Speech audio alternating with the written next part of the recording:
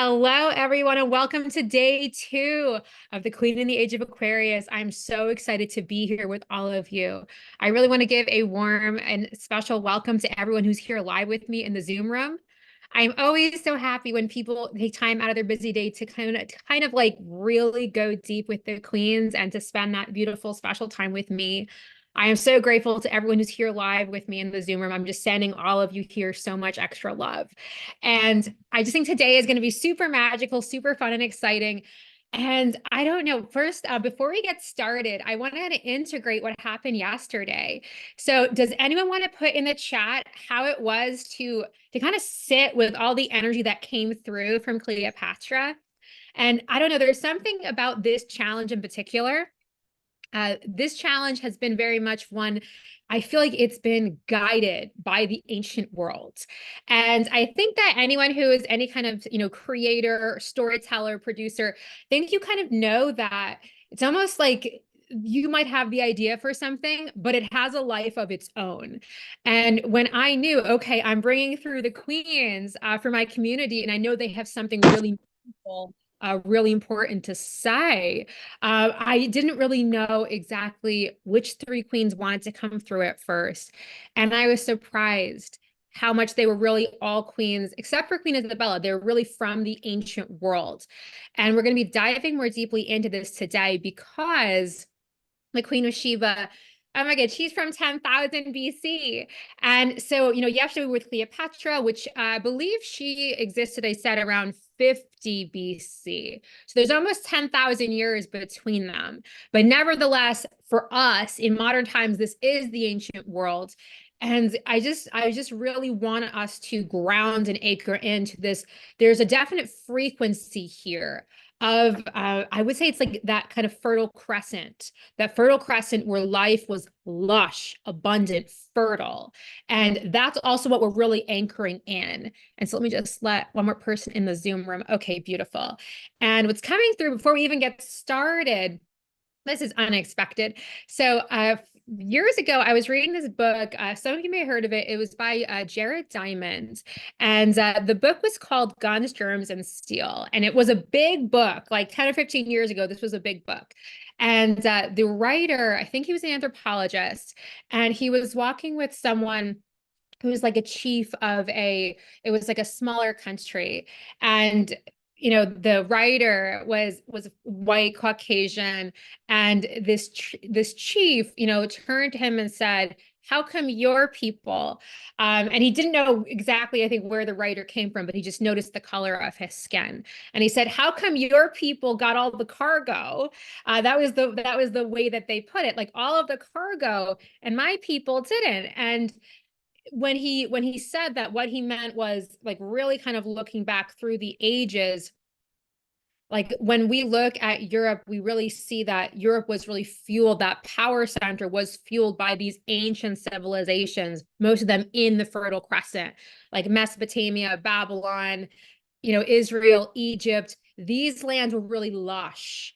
And I'm sharing this because I feel it's really important to presence this as we move into the Queen of Sheba, because we were living we in that time. I know many of us are very, very old souls. A lot of us have incarnations from that time period. Like, yes, there might have been great desert, but there are also oases. There was also so much verdant life. And like the world was alive then in a way that I feel like we're a lot of us trying to get back to that. And one thing that really was coming through for me as I was sitting with these queens, so this was like one of the first, I mean, there are a lot of codes I want to bring through, but this is something that really came through. And so one of the codes that came through, I feel like it's so funny. I feel like for those of you who know me, it sounds like I have all these breakthroughs on my treadmill. I'm sorry. For some reason, that's my holy place, is this treadmill. And so I'm on the treadmill and I'm thinking about this Queen Challenge. And I've been wanting to do this for months. I've had this in my heart. And out of nowhere, I realized that I was like rushing. I was like, okay, I gotta do this and I gotta do this and I gotta do this. And I felt the Queen of Sheba. The Queen of Sheba came through and she's like, what are you doing? And it was very funny because it was this, you are meant to savor this experience. You've been looking forward to this for months. You've been looking forward to this. Your soul has wanted to create this. Why are you rushing? Hold on, let me just mute everyone. Beautiful. So anyway, so I had this message come through from the Queen of Sheba. This is something that you've wanted to create for such a long time. This is something that is in your heart. You need to savor every moment of it.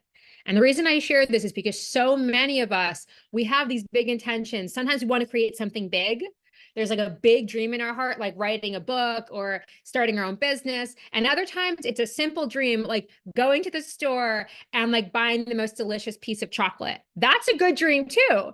And the thing though is that, do we savor that? Do we savor all of those little moments? And that's really the Queen of Sheba, as we're going to dive into her energy. She really is this beacon. She holds the energy of wealth within her. She is one with the riches, the wealth of the universe. That's why I almost see the Queen of Sheba as the universe, because the truth, we all know this, there is no lack. Well, the truth is that we live in an abundant universe, and the universe is just infinite, ever expanding. And I really feel like the Queen of Sheba is holding that coding within her. She is abundance itself. And so I'm sure many of you, I might have heard this growing up. I don't think they say this as much anymore, but I know they used to say it back in the day when I was growing up. They used to say, "Who do you think you are, the Queen of Sheba?" And I remember I got someone said that to me a couple times, and as a little kid, I'm like, "What are they talking about?" But now I really get it. She was the most powerful queen in the ancient world. And so, of course, like, how could we do this 3-day queen challenge without the Queen of Sheba? And so I just want to make sure that I don't lose a thread I just brought up earlier about the book Guns, Germs, and Steel by, I believe the writer's name is Jared Diamond. And he goes, this whole book, it's like a 500-page tome. He goes on this quest to find out, why there's this like inequity, why there is such a strange distribution, that the people who have like the lighter skin, why they had more wealth and riches. And it really comes down to the Fertile Crescent, the fact that there were olives, and there were olives, and I'm trying to think of all the different grains. He literally goes into this in great anthropological detail, all of the wealth of the land in the Fertile Crescent. And so that is something I just wanted to presence, because even though that was so long in the past, the ripples have led us here to today.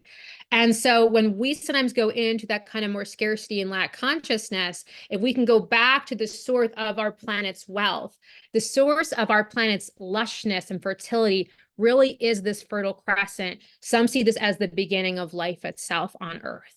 And so that's part of what we're going to be working with the Queen of Sheba today, is to really go back to that time, to anchor those codes of fertility and abundance into our being, because that is part of being queen. Part of being queen, something that I really want to say, hold on, I've got a couple more people coming in the waiting room. But one thing I just feel with being queen, there's a phrase that came through. It's actually, I'm always so honest with everyone in my email list and everyone in my community. But no, so a lot of times I get psychic transmissions and downloads through songs. And so there is a song that came through when I was preparing for today, and there was an old song called Born Free. I don't know how many of you guys know this song. And this is like, I know this song was actually the name of a movie about a lioness called Elsa. And this lioness it was cute because she was taken in by these human beings in Africa, and then they like rewilded her. And my father loved this movie growing up. This was his favorite all-time movie, and he wanted to name me Elsa after the main lioness. Like, Elsa was the lioness they rewilded. My dad wanted to name me Elsa, and my mom was like, "We are not naming her after a lion." Like, we are not doing this. So I got named after Queen Elizabeth instead.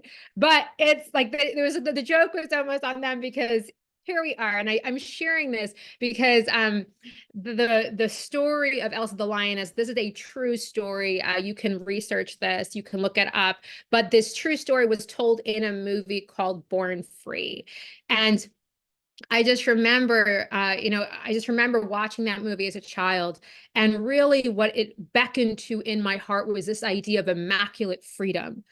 And right now, a lot of times people will say that they want more money. A lot of people, especially entrepreneurs, actually everyone, we are always looking to increase our wealth and prosperity. And I think one of the things the Queen of Sheba wants us to do is fully claim that. Because sometimes we shy away from that, like we shouldn't really claim that, or that it's not spiritual, or that it's not for us. The Queen of Sheba is unapologetic.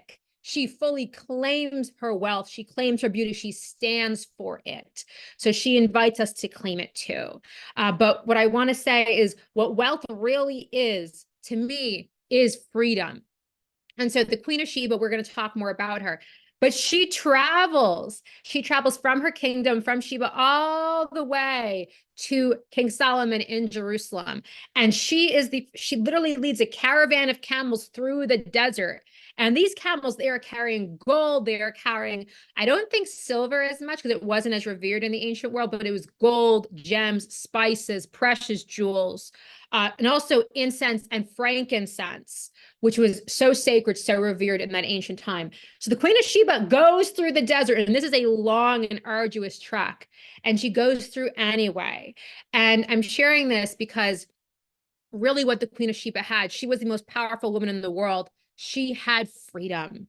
She had the freedom to undergo this mighty quest to go see the great King of Israel. So I want to just like really kind of sit with that. So a lot of times I think what's wanting to be present here, what's wanting to come through is we don't want wealth to be an empty concept, because a lot of times, like when I say like the Queen of Sheba, she is the embodiment of wealth, you know, like, yes, like in our 3D world, that would equate usually to money. But the thing though, is that what the Queen of Sheba wants us to sink into is the richness of life itself. And more than that, if you are seeking wealth and abundance, what are you really seeking? What is the truth beyond that? And a lot of times I think people, they think they want wealth, but what they're really asking for on a deep soul level is freedom. What they're really asking for is security. And so it's really looking at what is that thing that you are actually looking for, because that is your, I don't want to say your holy grail, but that's the phrase that's coming through. That thing that you are seeking, the wealth is simply an illusion of sorts. And that's part of what she's going to help us tap into, that thing that we are truly seeking with our heart and soul. Because if we lock into that and then we claim the power of the one and only Queen of Sheba, that's where we work miracles. That's where we work wonders in the world. So that's what's wanting to come through first. But let me just check out the chat because I see people have been writing in. And okay. So oh, someone sent me a personal message about Cleopatra. So let me not, there's somebody who wrote me a personal message about Cleopatra. If you want me to read this to the group, just let me know. Otherwise I won't read it because I don't want to share something personal. Let's see. And Claudine, can you send us the name of the book? Oh, yes. When you send us the replay. Yes. Absolutely. I will send out the name of that. And let's see. Oh, Katerina, good evening from Germany to all you beautiful queens. Yes, everyone here, like calling in all of you as beautiful queens, activating your queen codes here and now. And let's see, Katerina, you also stumbled on YouTube. Oh, there is a very queenly lady, her name, whose name was almost Sheba, but not quite. Oh my goodness, I love this. Yes, there's a lot of synchronicities. The Queen of Sheba, I want you to know that when I was called to do this, it was so funny. I have a book of queens, and I do that, like that kind of bibliomancy thing where I'm just like, okay, universe, show me who I'm supposed to bring through. I opened the page to Queen Sheba immediately. I was like, okay, I'm open. And so I want to just as we're diving into the Queen of Sheba, I kind of want to anchor her in like the present moment. There were two stories that she wanted me to tell you today. And these are more personal stories. And then we're going to go into her story. But there are two stories she wants me to share. And I'll share the first one first. This one is more recent. And those of you, it's so funny, those of you who've been in my programs, you've heard this before, but I always love telling the same stories. I think someone just came in, they didn't mute themselves. I'm gonna Hold on. I'm gonna mute everyone here. Okay. I can't always find everyone. So if you're here and you didn't mute yourself, please do. Thank you. Okay. So what I wanted to say, it's funny. So when I was first connecting with these queens, they came to me. think it was about 4 or 5 months ago. And they were like, you're going to do, they're like, you're going to do a program with us. We want to be brought through to your community. And I was like, okay, I will listen. I will answer the call. And so the first thing that happened when these queens were connecting with me, I was like, okay, well, what do you want me to do? And the first thing I heard was, and it was really intense. It was, where are you still living like a pauper? And that was the question they put to me. And I was like, what? And I was like, oh, I guess if I'm being asked to step into this embodiment of queen to really claim this, I have to look at where in my life am I still settling? Where am I, quote unquote, living offer? And it was so funny because those are not words I use. I would never actually even use that phrasing. And sure enough, right away, I was like, I felt like I was like Nancy Drew. I was like a detective. I was like, okay, where am I still living like a pauper?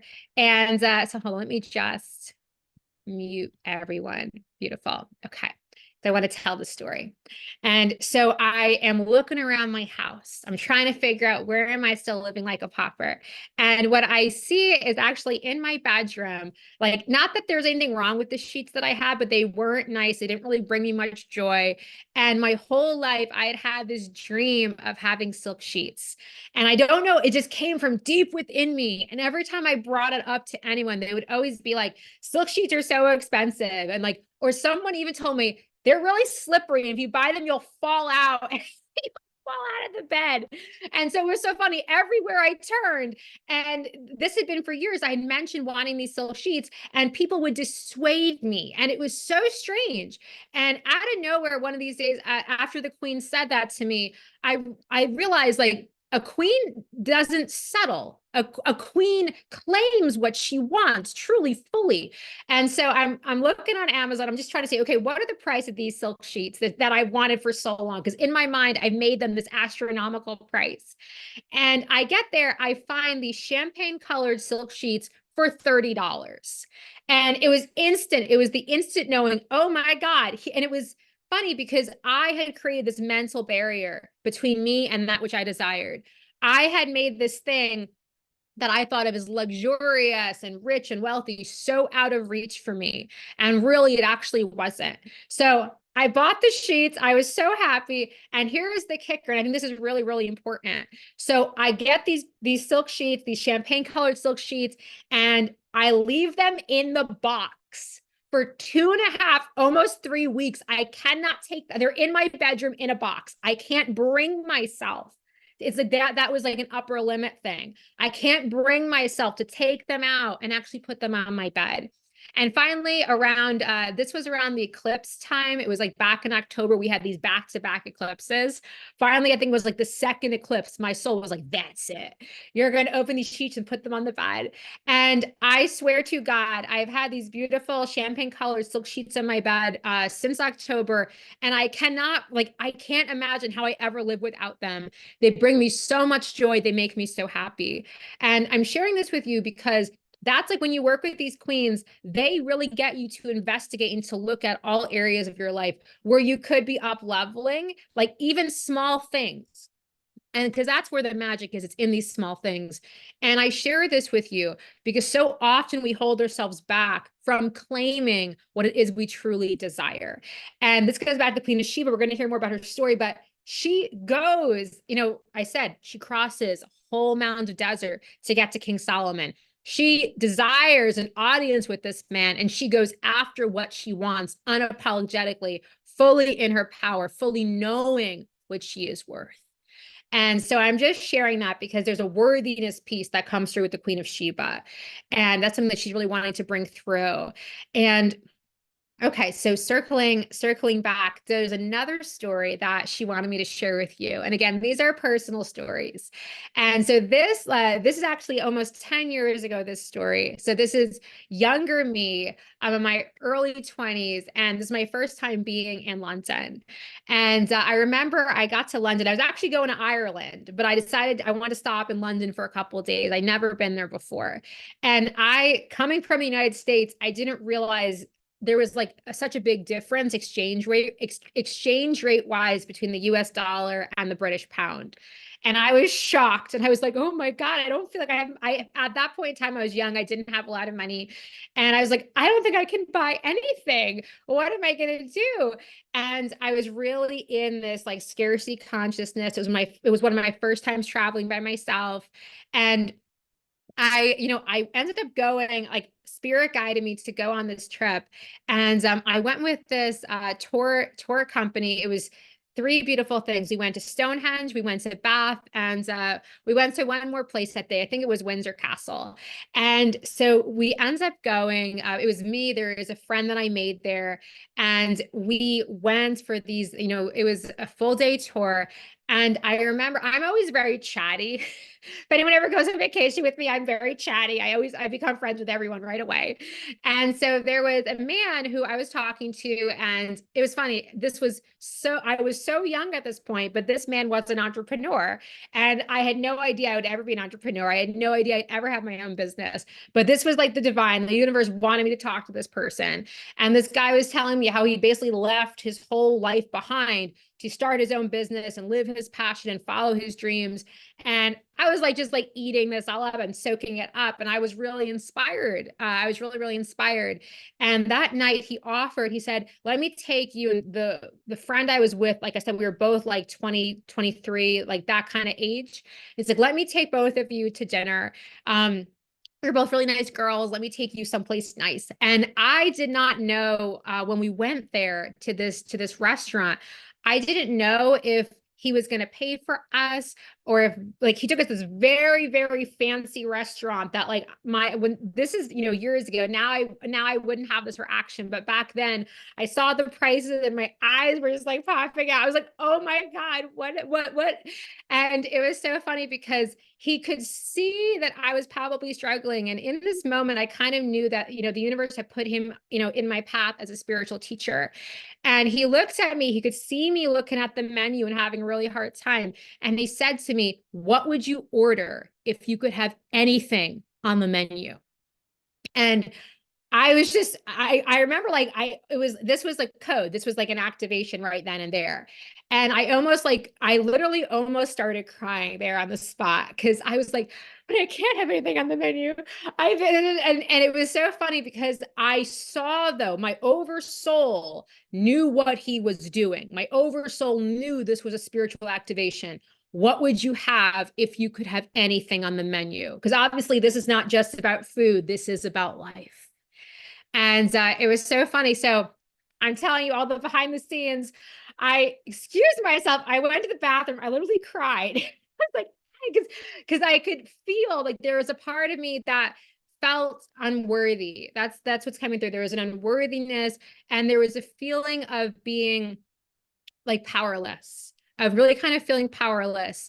And I went back outside and I just said, okay, I know this is a spiritual activation. I am going to order whatever I want on this menu. I'm not going to worry about the price, and I'm just going to do this. And at that point in time, this was so out of character for me, and this was so hard for me. But I looked through the menu and I chose that which was the calling of my heart, the thing that I wanted above anything else.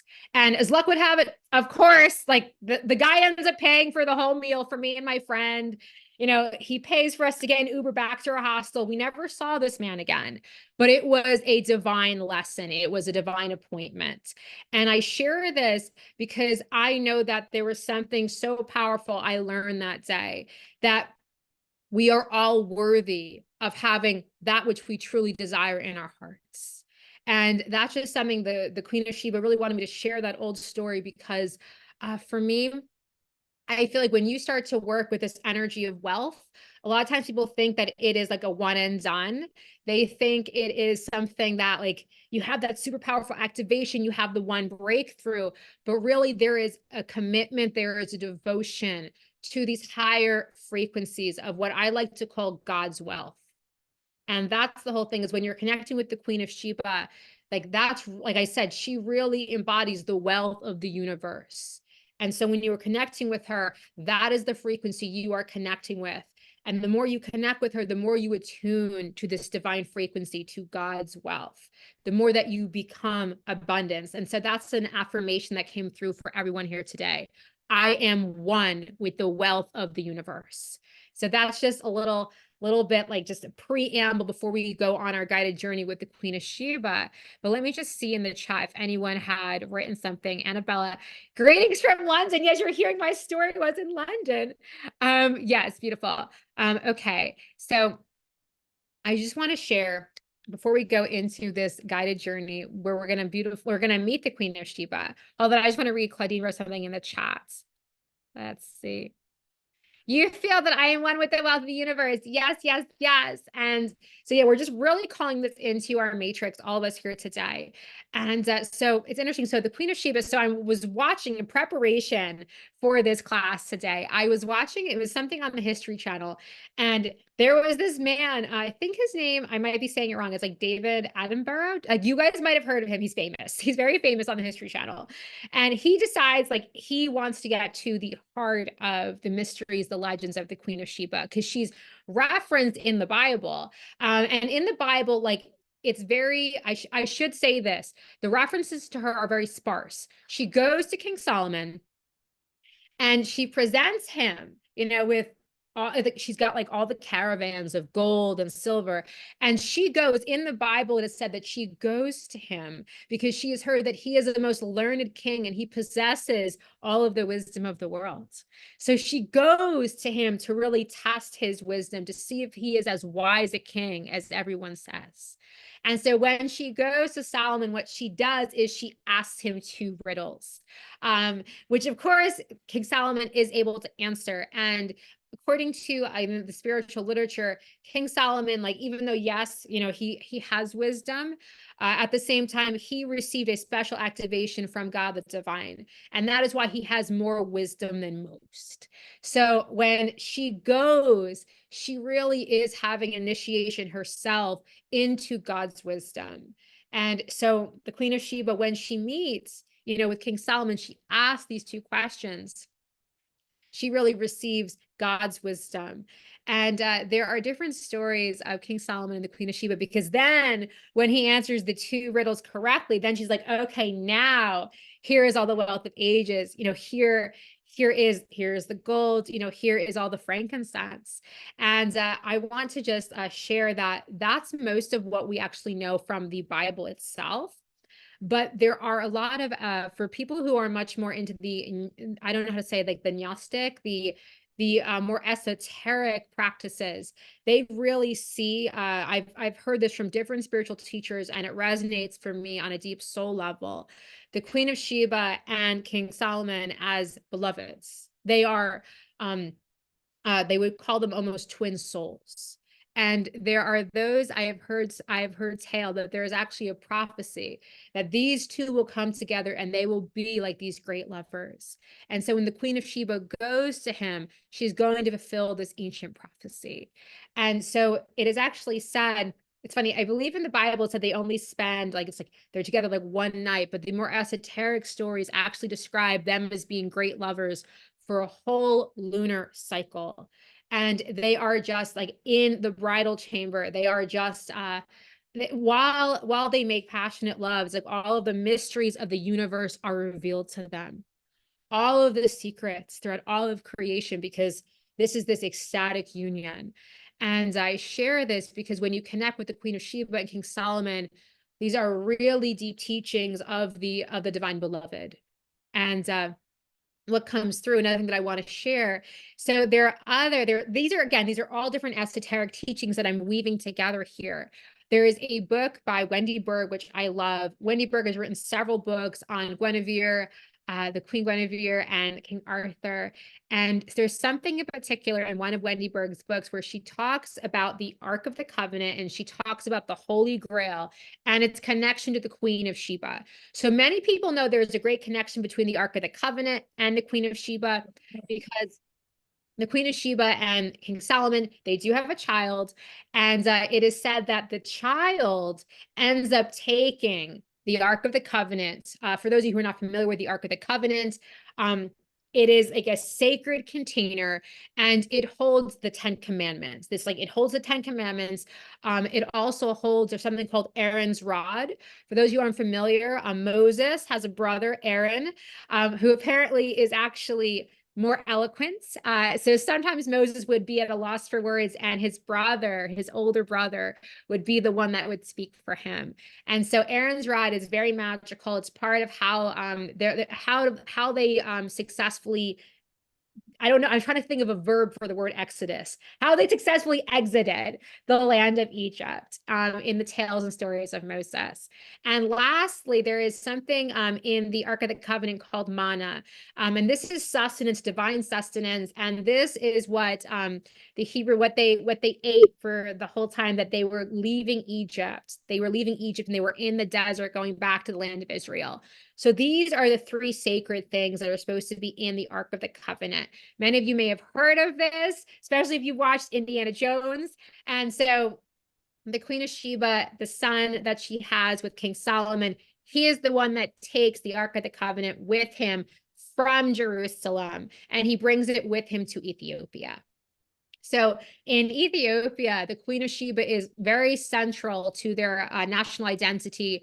It's funny, like here in this part of the world, she's esoteric. We don't think of the Queen of Sheba that often, but no, in Ethiopia, she really is like, she is the center of their cultural identity. The Queen of Sheba, after she leaves, King Solomon, because these two beloveds cannot be together forever. It's like one of those loves that they come together to activate each other. They really learn the mysteries of the universe, but ultimately it's about their soul's evolution, their soul's growth and learning. There's more to it that I'm going to explain in a second, which relates to the Holy Grail. But after they come together, all these sacred divine mysteries are revealed to them, then the Queen of Sheba goes on her way. And she ends up in Ethiopia. And, that is, like I said, that is why like her presence is so central to the Ethiopian people. But one thing I want to say, hold on, I just see people writing in the chat, so I want to make sure I'm not. Claudine, Sheba and Solomon, our sacred union. Jacqueline, they were married. Yes, yes. So glad that people know this, because again, this is not in the Bible really. And it's interesting because let me just see, is there anything? Oh, someone just said that you just moved your bed and doing major clearing, so this resonates with you. Okay, that's really good. Okay, beautiful. Okay, so it's really interesting because I believe when you feel into the energy of Sheba and Solomon, it is like epic big love. And the Ethiopians, I learned this. This is I don't like this word, but it's kind of propaganda. They have a story, and they don't. I don't. Anyone who is Ethiopian, I I love all stories. I just don't particularly subscribe to this one, but I want to share that the way that Ethiopians, like, they tell the story of Sheba and Solomon is that after Sheba goes and she comes to King Solomon and she has all the gold and all the wealth and all the riches for him, he goes to seduce her and she says no. And so she says no. And so she's in her full sovereignty and she refuses him. And so what he says to her is, fine, if she will not have him, then she cannot ask for anything from him.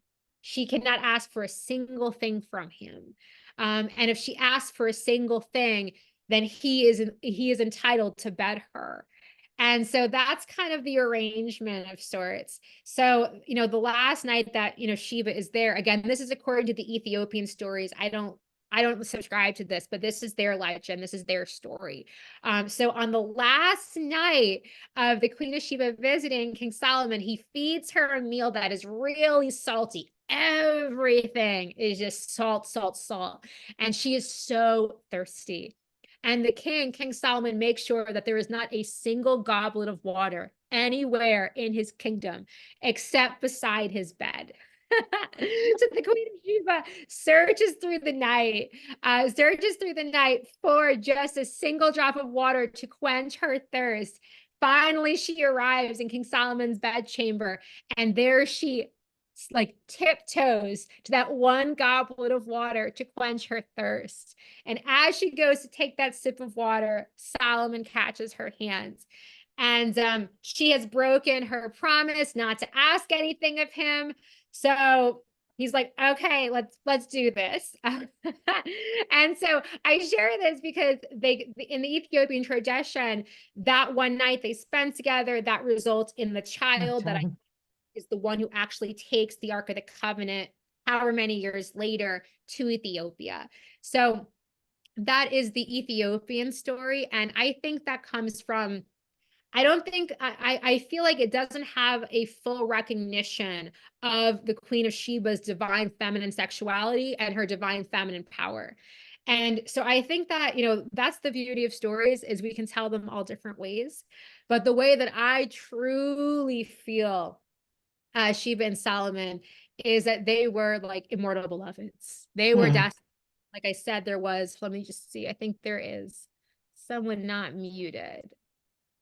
I'm going to find that person. Hopefully I'll find them. Okay.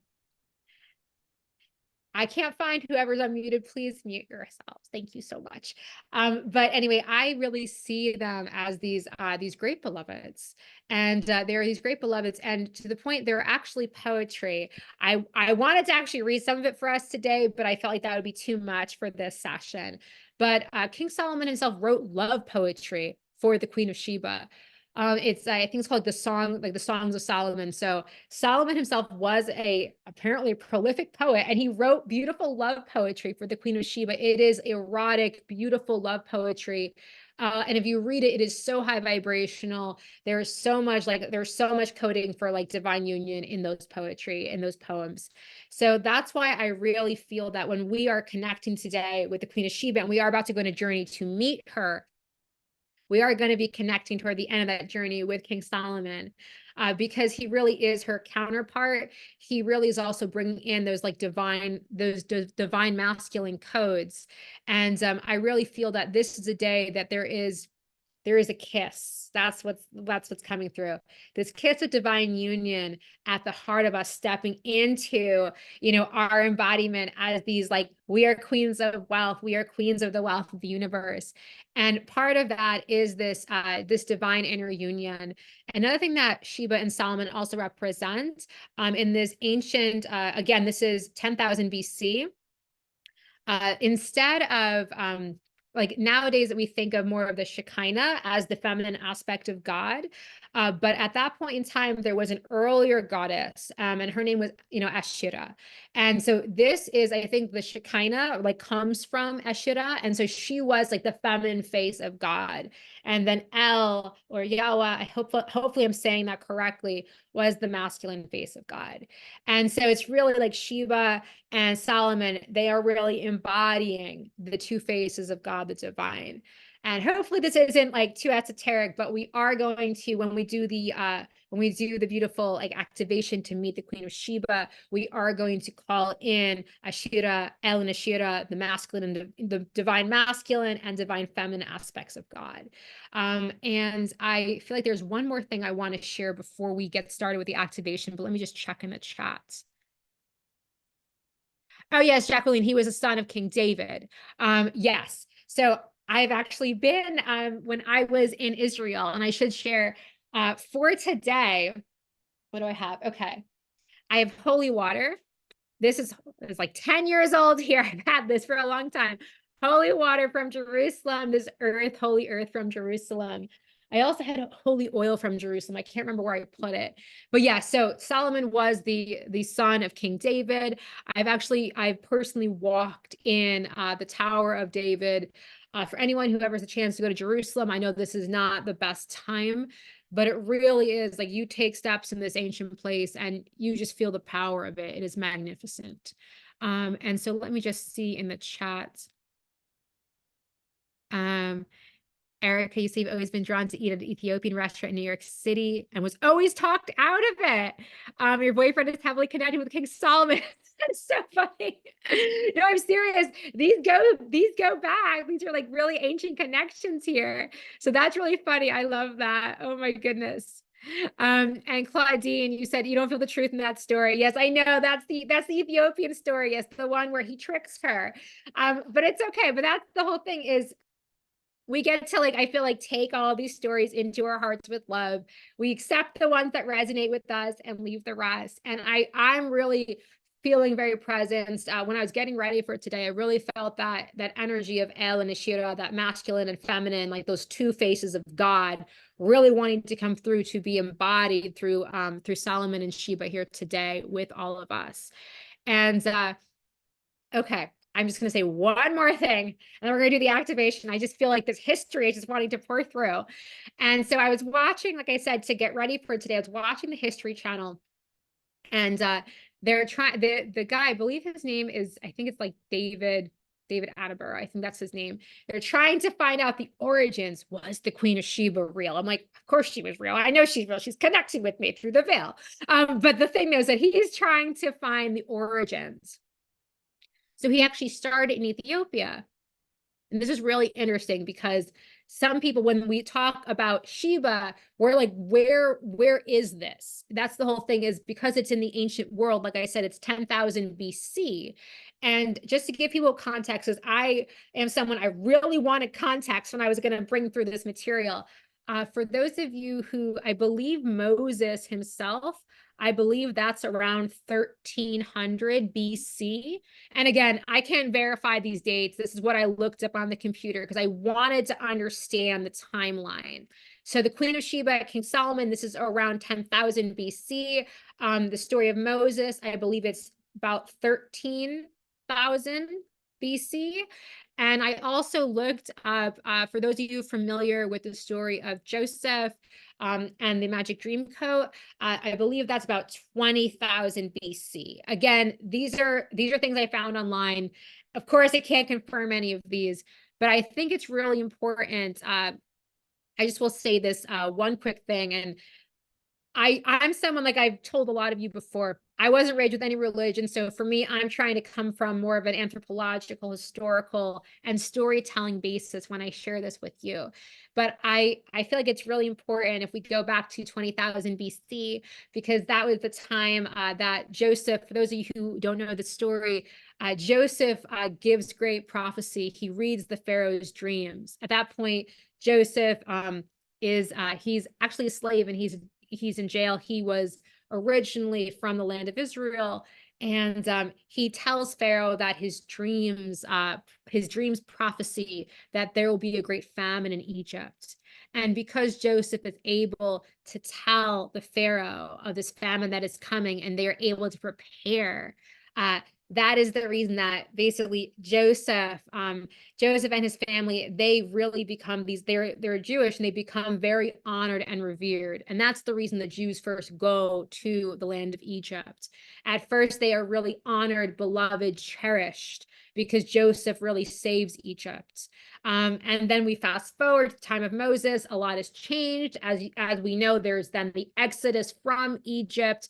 That's again around 1300 BC. So when we meet King Solomon, this is a time, Solomon is the last great king of Israel. His father David was great king before him. So I'm just giving you some context. And like I said, today we're really going very deep into the ancient world. And for anyone here today, if you are more aware of the more biblical stories, and I'm leaving something out, I apologize. I'm really coming more from that anthropological and storytelling perspective. But let me just, I will go into the activation in 1 minute. I just want to share one last piece of history. So going back to this thing with the History Channel. So the History Channel guy, the guy is like, I'm going to go to Ethiopia, and he's trying to find where the original kingdom of Sheba was, because again, this is 10,000 BC. He's like, where was this kingdom? Was this real? Is this just myth and legend? And he travels through Ethiopia, and he finds these very ancient ruins with writing that nobody in Ethiopia can read. And he's told they belong to what's called like the Sabaean culture. And so the Sabaean culture is in Yemen. So this is this is the moment where it's like everything clicks. Everything clicks for David Attenborough, and he decides he's going to go to Yemen, and he travels He really travels like to the heart of the ancient world to find where the Queen of Sheba originally came from. So it looks like it was this was like an Arabic country that she came from, and he follows the trail all the way to the ancient city. I believe it is Marib. And this is the place that the Queen of Sheba originated from. This is where she came from. So I think this is beautiful because she is Arabian. And I just feel like before we do the activation, I really want to make this point because it ties into what we were talking about yesterday with Julius Caesar, Mark Antony, and Cleopatra. They were from two different worlds. They were from two different worlds and they came together in union. And they had this vision of one world, of uniting them. And so here, I think it is so powerful, especially with all of the strife in today's world, all of the fighting that we have, King Solomon, King of Israel, and, like this Arabic queen coming together in holy union in matrimony. And I feel like there is something so potent, so powerful here. This is sacred medicine. So before all the fighting, it is important for us to remember that there was love, and not just any love, great love that came from the most powerful queen in the ancient world. And so I just wanted to bring that through. So in our guided journey today, we are going to be going to Marib. This is really where the Queen of Sheba comes from. She leaves this place, and not far from Marib, there is another place very close by that was the center of trade. That was a center of trade in the ancient world. And in this place, you would find spices, and you would find silks from China, and you would find ivory. So that's why when the Queen of Sheba goes all the way across the desert to King Solomon, she's got all the stuff with her, because not only is, she, like I said, she lives in the Fertile Crescent, but she is right by the center of all of this great trade. And this place, I have it written down. I don't have it readily available in my mind, but I can share it with you guys in a minute. This place, right next to Marib, is still the central hub of trade, even today, all of these thousands of years later. They have spices, they have frankincense, they have everything you can imagine. And so that's why the Queen of Sheba really held that wealth, because when you think of it, she was queen right by this portal of all of the trade in all of the old Eastern world. So I'm just wanting you to have an understanding of that. And also another thing that's coming through is this idea in today's world, sometimes we think of material possessions and there's almost like a superficiality that we aspire to them. But really, the Queen of Sheba invites us to see our material possessions as sacred, to truly, truly see them as sacred.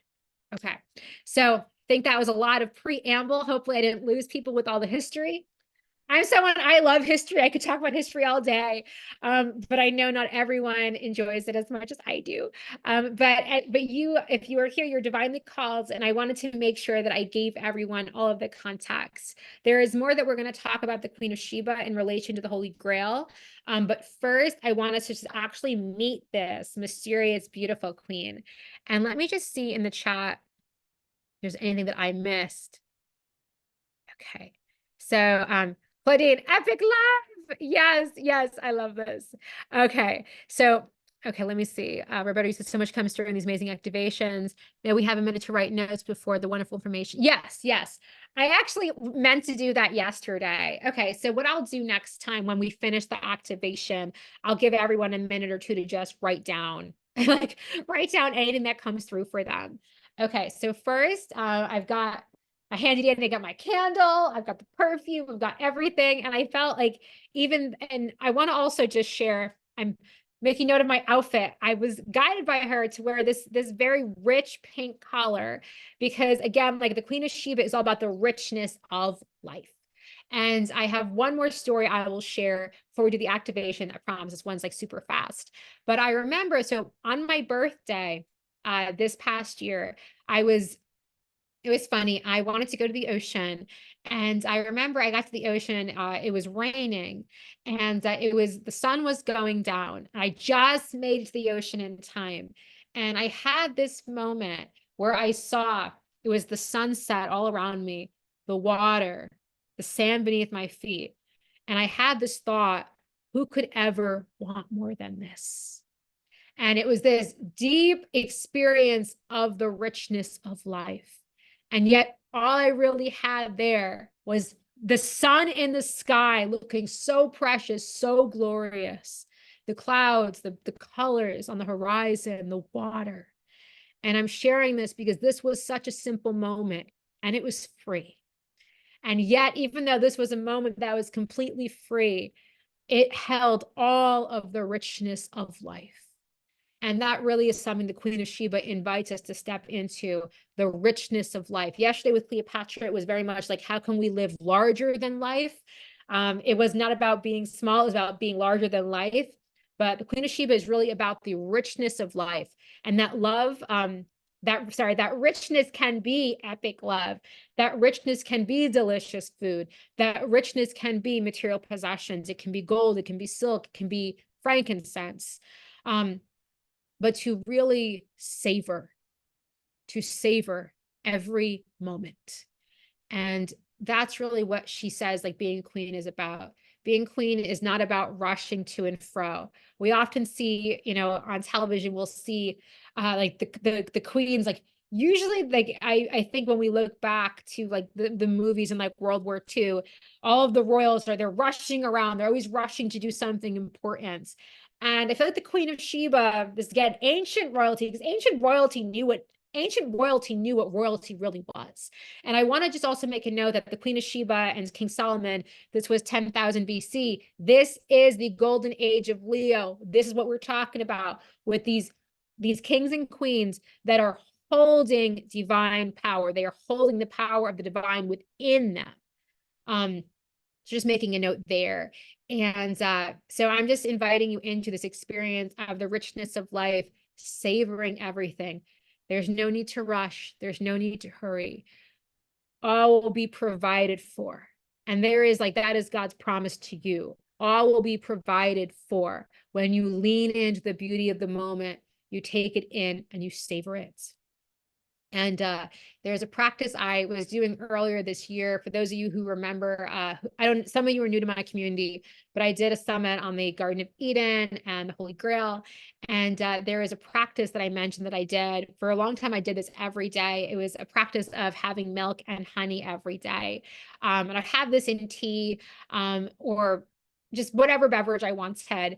And really like drinking milk and honey every day, it was this reminder. The honey represented the sweetness of life. And this was this conscious intention to bring the sweetness of life into my experience.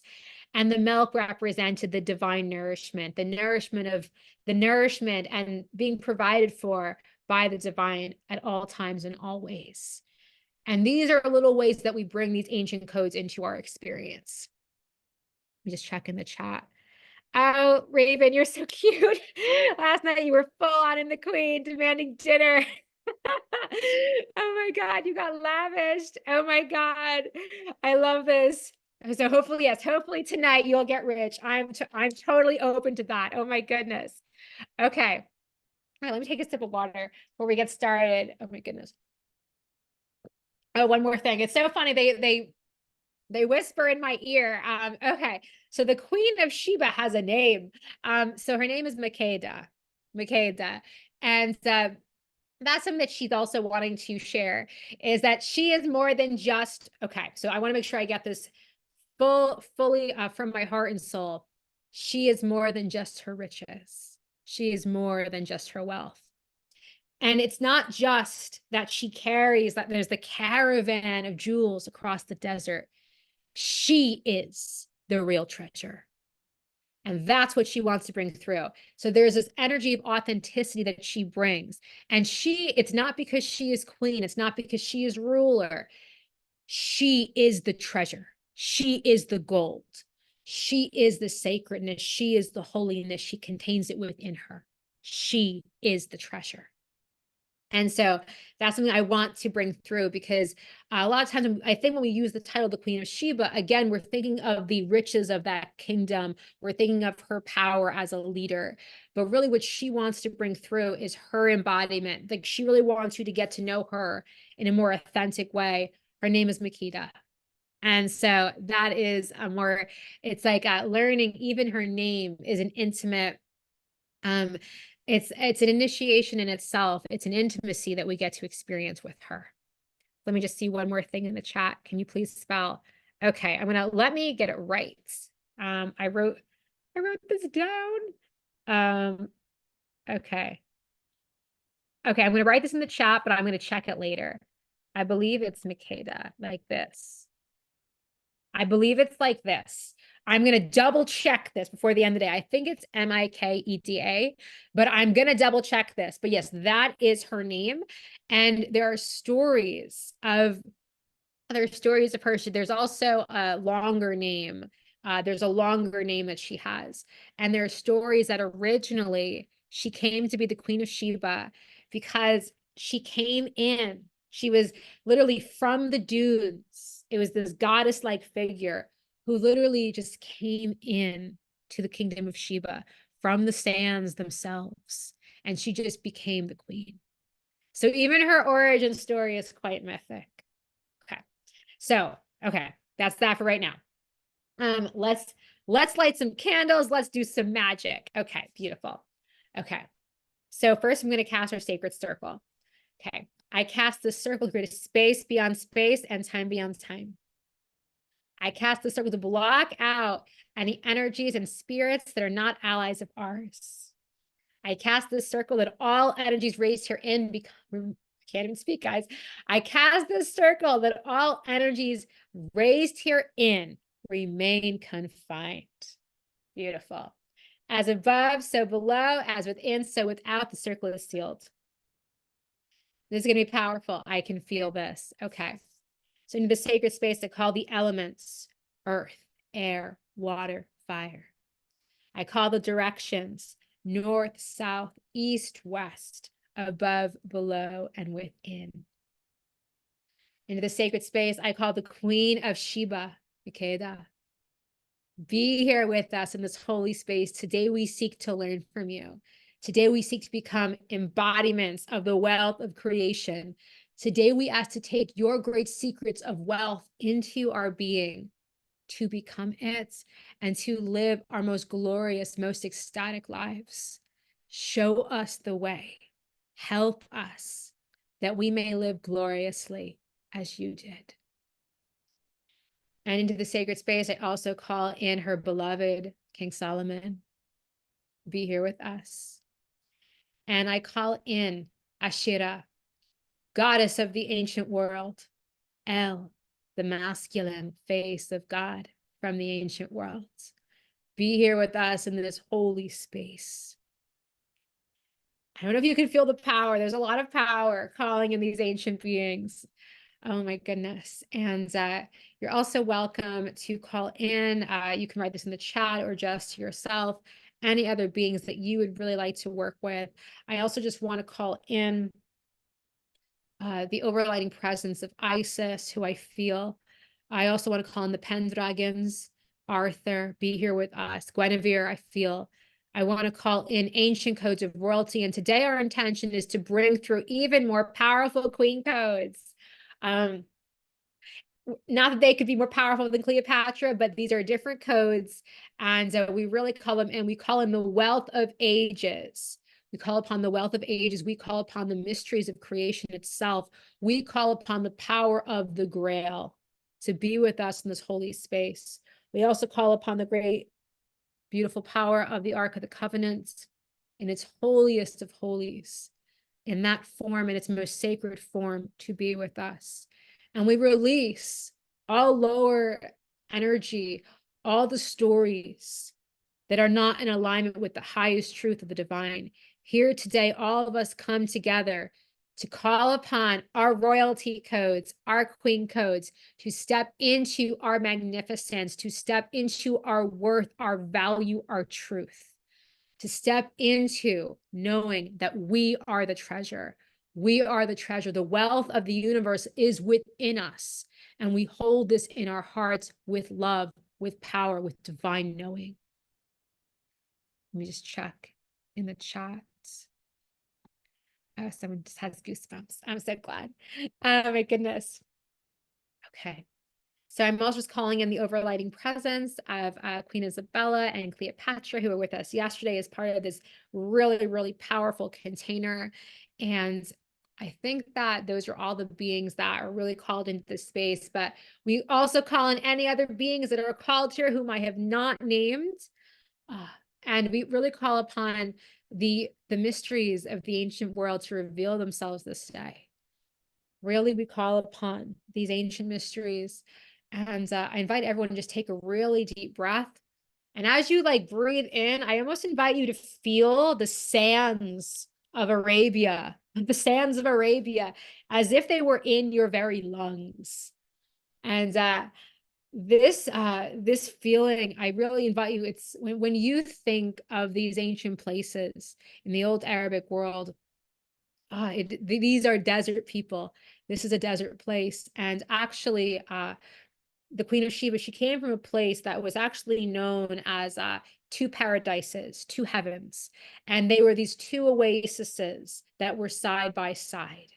So really today, this is where we're going to journey. We're going to travel to this ancient oasis, this paradise, which was the original, I'm calling it a queendom right now, the original queendom of the Queen of Sheba.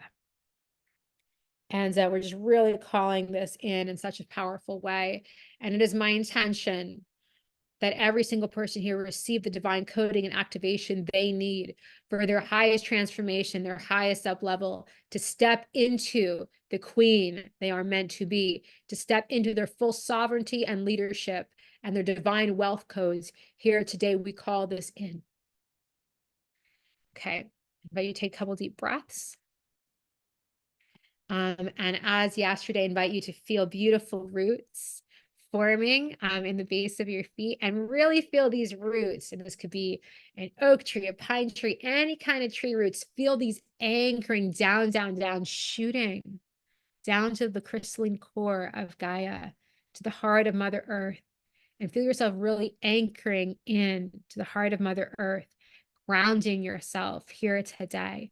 For we are going on a magnificent journey to meet the one and only Queen of Sheba.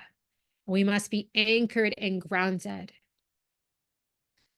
So now I invite you to close your eyes, take a couple deep breaths. And today we are going back in time, the kingdom of Marib, and we are calling this holy place, this ancient place, here to be with us now. And I invite you to see a beautiful, beautiful kingdom. All the walls are made of precious terracotta. There are temples everywhere you look. This is a grand kingdom beyond measure, the original place of the Queen of Sheba. And just take a moment to walk through this ancient Arabic kingdom of Marib, to vibrationally attune to the energy of this place. All of a sudden, far to the east, you see a great desert with magnificent sand dunes that rise high to the sky. There's almost a dance as the sand dunes come closer and closer to you. As you look at the sand dunes, the way they move, it's almost like a woman dancing. And I invite you to really watch as the sand moves closer and closer to you. All of a sudden, the sand swirls till it is right in front of you, right before you. The sand suddenly picks up speed, and there before you, instead of the swirling sand, is the embodiment of the most beautiful woman you have ever seen. She is unmistakable, the one and only Queen of Sheba, draped with jewels. Her face is dark, and she wears this beautiful long gown. When you look at her eyes, her beauty is unparalleled. They look at you with such dazzling, dazzling softness. You feel that you could stare into her eyes for such a long time, for eternity. These eyes seem to hold eternal love within them. And just take a moment as you feel yourself attuned to the Queen of Sheba, to attune to these frequencies of eternal love that you see in her eyes. And also this energy of infinite wealth. As you look at the gems that adorn her gown, she reaches forward and kisses the side of your cheek. And now, before even introducing yourself to her, she looks at you as if you are her great beloved. She looks at you with so much deep love. That is what she holds for you. And now I invite you to take a moment to introduce yourself to this mighty queen, especially if you have never met her before.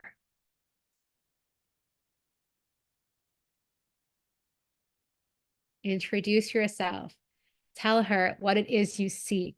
Remember that if you seek wealth and riches, often the riches you seek, it's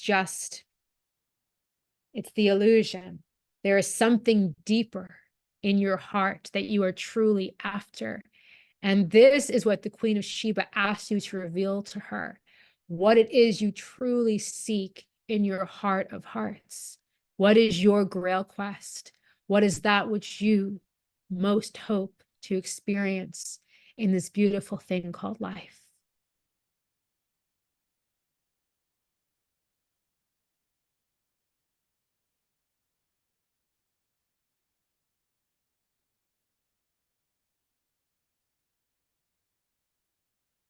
The Queen of Sheba is immediately happy to grant this request. She takes both of your hands in hers, and there is an immediate transmission that flows from her to you. Feel there is this great golden light that emanates from her hands, and feel this beautiful light swirling all around you now. All of a sudden, the sand dunes pick up, and you are surrounded by sand itself. The two of you are suddenly levitating in the air side by side. The two of you are suddenly one with the air, one with the great mysteries of the world. You dance, the two of you, through midair in this beautiful cosmic dance of sand. The Queen of Sheba takes your hand, and you find yourself transported through time and space to the deserts. Here, the Queen of Sheba looks to you. She points. On one side of this desert, you see a stretch of oasis. On the other side, there is another oasis. And she says, this kingdom of mine is the place of two heavens, two paradises. Is it not perfect, she says. But first we must meet here in the desert. I must ask. I must know, she says. Where are you still thirsty? Where are you still hungry? So many times people come to me, she says, wanting to know the wealth of ages, wanting to be one with the wealth of the universe itself. For that is a secret, for that is a code that I offer. Before I can give it to you, I must know, what do you still thirst for? What do you still hunger for? For to know the wealth of the universe, the wealth of creation, you must know no lack. You must hunger for nothing, thirst for nothing. You must trust that all thirst, that all hunger is fulfilled. And now I invite you to go deep within. What do you thirst for? Is it a destiny you have not yet fulfilled? What do you hunger for? Know that in this space there is no judgment. There are just the loving eyes of the Queen of Sheba, who looks at you every moment more and more that you are her great beloved, almost the way a mother looks at a child, but it is more than that, as if she were Ashira herself, the feminine aspect of God, and you her creation. She looks at you with such love. And now go deep within, find the answer to this question. How do you thirst? How do you hunger?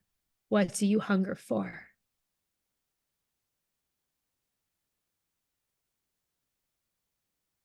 And the Queen of Sheba now takes something out from her beautiful gown.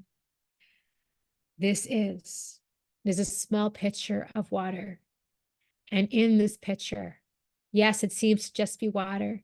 But when you drink this down, know that you are at last quenching this thirst. Whatever you have sought for, whatever has eluded you, here allow your thirst to be cleansed henceforth and forevermore, that you may never be thirsty again. Take this from her. She invites you to bring this beautiful cup to your lips. And as you drink this now, feel satiety, feel satisfaction, feel the sense that you are being provided for.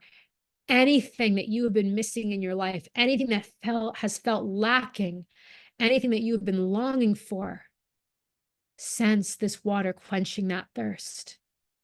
Really allow this to quench your thirst, not just in your physical body, but to your very soul.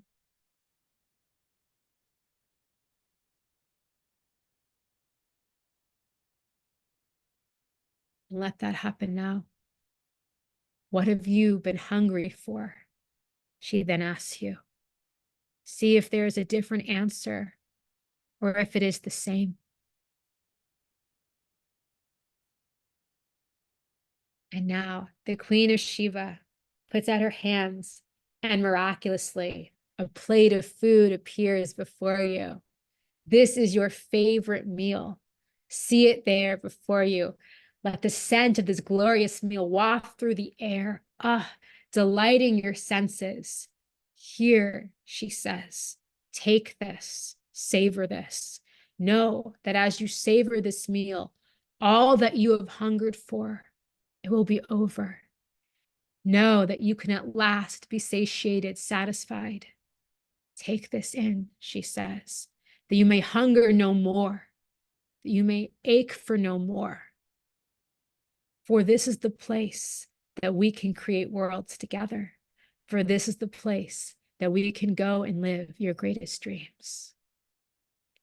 And she invites you to really take in this food, this sustenance, really take in this provision from the divine, this sacred gift that the Queen of Sheba has for you today. And I invite you to take a moment to feel yourself full of food and satiated with drink. And now, she says, it is time for us to go on a magnificent journey together.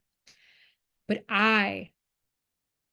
she says, I do not want to go with you in the flesh. It is time, if you trust me, let us merge together, that I may reveal my secrets to you, that I may reveal my great wisdom. She invites you to merge with her. If this feels good and in alignment, she takes your hand and the two of you become one. And just really feel her becoming one with you here in this space. Feel her. And if that is not comfortable, if you prefer not to merge with the Queen of Sheba, just ask to receive a blessing from her and let her be your companion on the adventure ahead. Whatever you decide, walk back through the desert into the town of Merib, where you are greeted now by beautiful men and women who have camels ready for you. And these camels, oh my goodness, every camel has beautiful bags.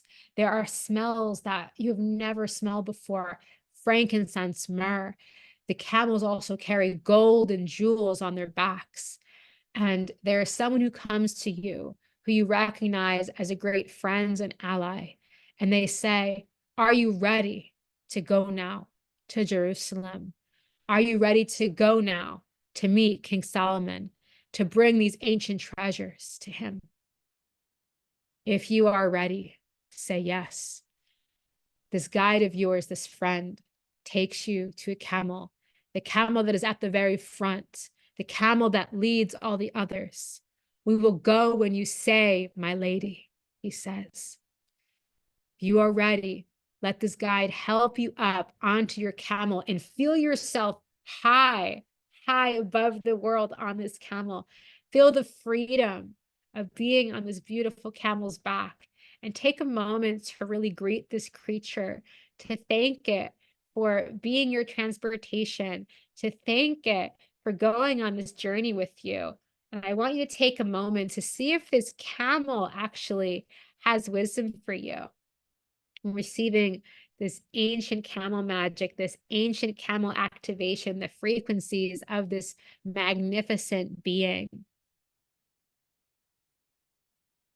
And when you are ready, turn around and you see that there are thousands of camels behind you.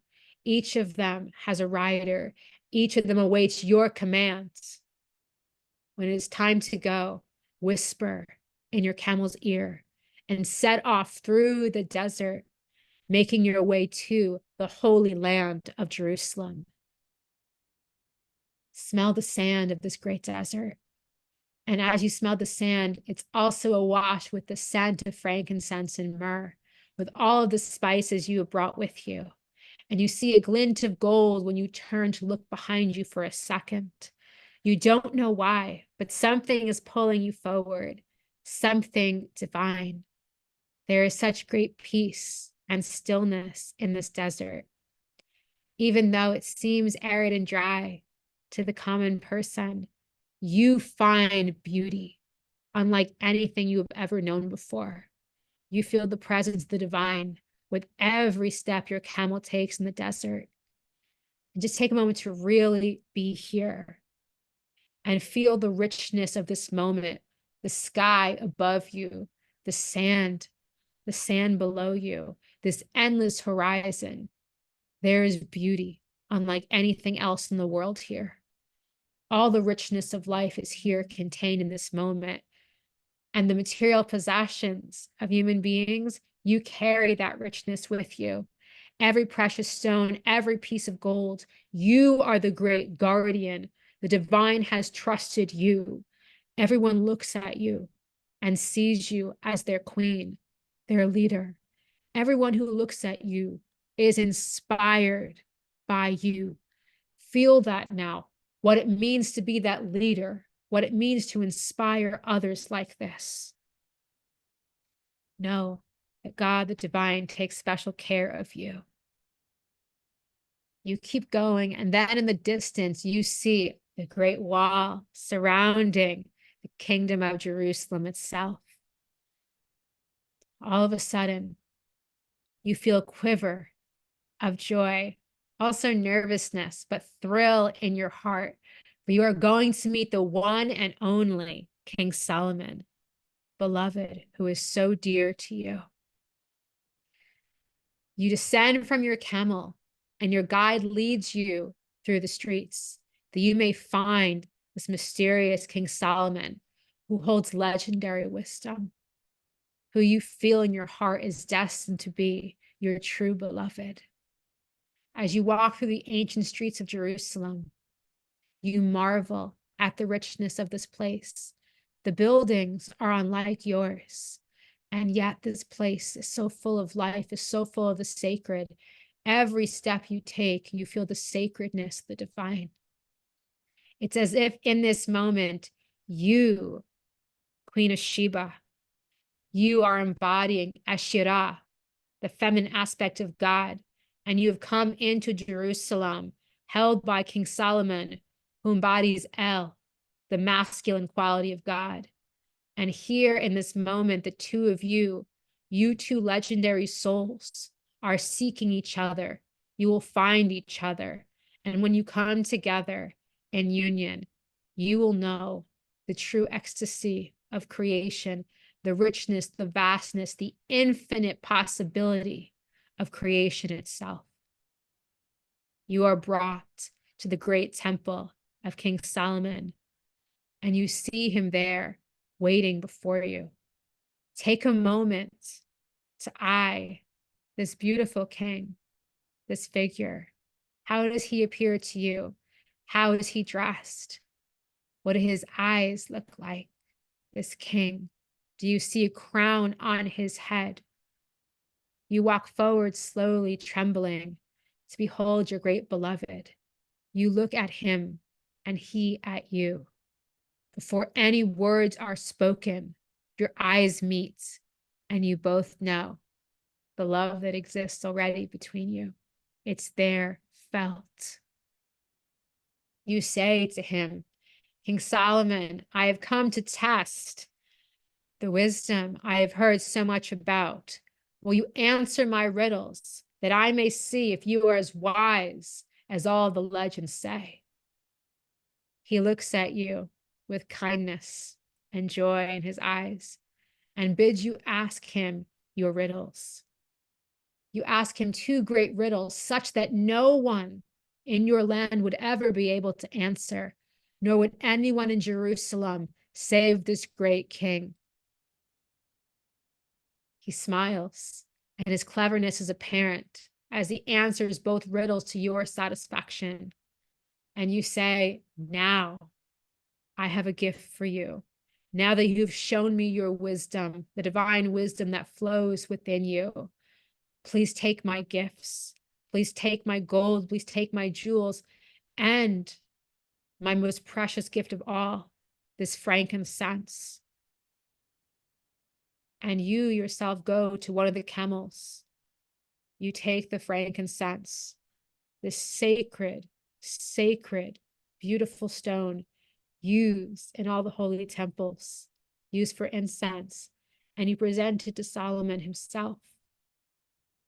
He takes this piece of frankincense from you, and as you move your hands away, he takes your hand in his and brings it to his lips, giving you the most sacred kiss. He takes your hand in his and rises. He stands and invites you to stand beside him. He takes your hand and lifts it high. The two of you stand together, side by side, hands raised high, two kingdoms united in this moment, two worlds merging in this moment. And here in this moment, you are invited to just, whether you want to kiss this great king or just be here in this moment of union, this moment of two worlds coming together, feel the sacredness of two worlds merging, one world, and just take another moment to look at all of the camels from your kingdom, beautiful Queen of Sheba, all the people that came with you far and wide, all of the people that loved you, for you were their great beloved. Take this moment to know yourself as beloved of all. And all of a sudden, as you know yourself as beloved of all, Solomon turns to you and asks you if you have a question for him. Is there any wisdom you seek here this day? For he is most happy to oblige, to bring some sacred wisdom through for you.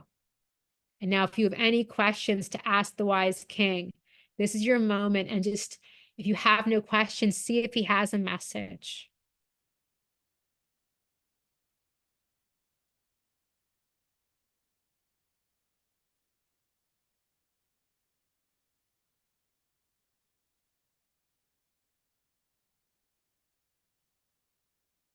Beautiful. And now there's a sacred transmission. Gold pours from King Solomon's hands. And you feel yourself lit up now. Receive this ancient transmission. Feel the wealth of ages move through you. For what you gave to Solomon, he gives back in kind by the energy. When you give freely, when you give from that place that is the deepest part of your heart, part of your soul, the universe gives you all that and more. Take this moment to receive this beautiful healing attunement from Solomon, knowing that in this moment you receive the wealth of ages. That which you have given has been given back to you, multiplied 1,000 times. For that is the true nature of the universe: infinite creation, infinite abundance. Take one more look now at all the beautiful camels. And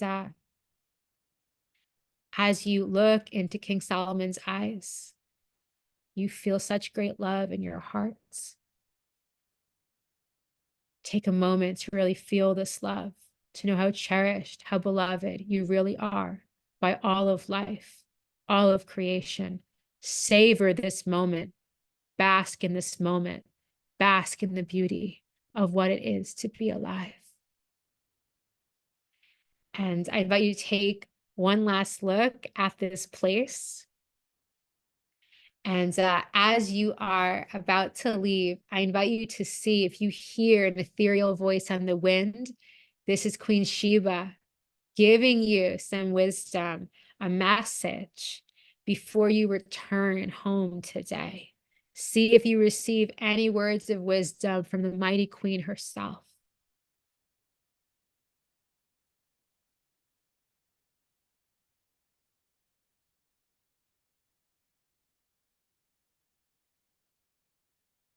Beautiful.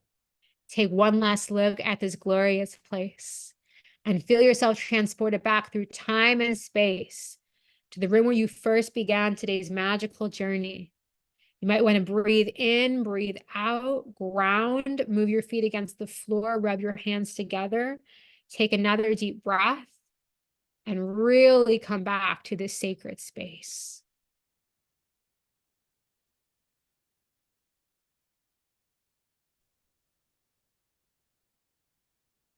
Okay. And I told someone that I would give you guys a minute or two to just jot down any reflections. So I'm going to just go silent for 2 minutes. I will go get some water. And then when I come back, if anyone wants to share, I would love to hear.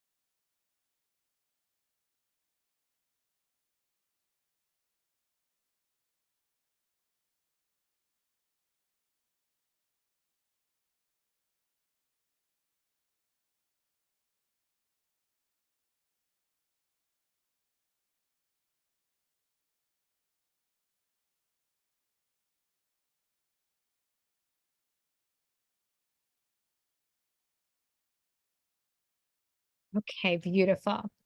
Would anyone like to share their experience? It's so funny. I think this is what happens. I do an activation with we're in the desert, and I'm like, "Are you thirsty?" And then my body's like, "Wait, I'm thirsty." Okay, let's see. So, let me see, Angela, what did you write in the chat? Do, do, do. Okay, so Angela, you were stationed in Saudi for 4 years and you miss it terribly. You live in Arizona. You recently purchased a truck. Oh, it's like a camel caravan. Oh, and Shiva offered to be your travel companion as you seek out like this new herbalist life. I love that. And she even gave you areas to travel to, locations that will provide what I need. Oh my God. I love that. But that's the whole thing is like the Queen of Sheba, it's all about the resources. It's like she's like, I will provide that which you need, that which you require. I love that. Oh, and Erica, she told you to become alive. Yes, yes, that is it. Okay, that's what I want. That's amazing. Um, let's see. Anyone else want to share? And again, people are welcome to come off mute if you would like. If not, I can move into. There's not much. Oh, Claudine, raise your hand. Okay, let me. Wait, you're okay. I'm gonna ask to unmute. I'm gonna wait. I'm gonna bring you on the stage. You know how excited I get. I feel like, come on down. That's what I do every single time. I know.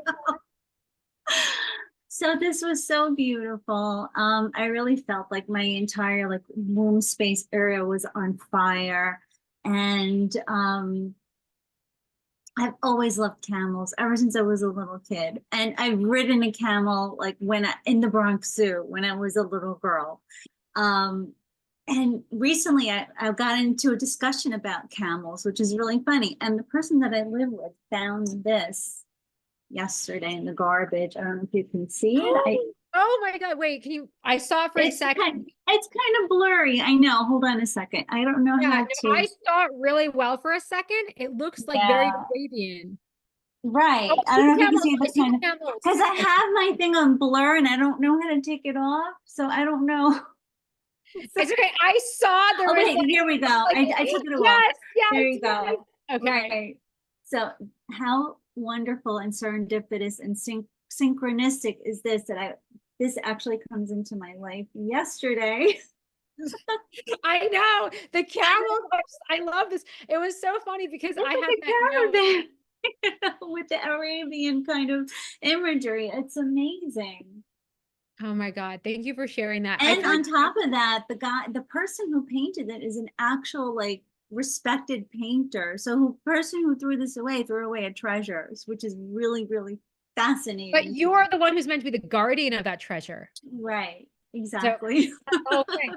I feel like they got rid of it because it's like, wait, no, the real guardian is coming. Right. Yeah, that's something that I've found that it's almost like the divine picks the people who are divinely appointed, divinely trusted. And I mean, I know you, I've known you for a long time. And so I feel like that treasure, it was no accident that you were the one who received it.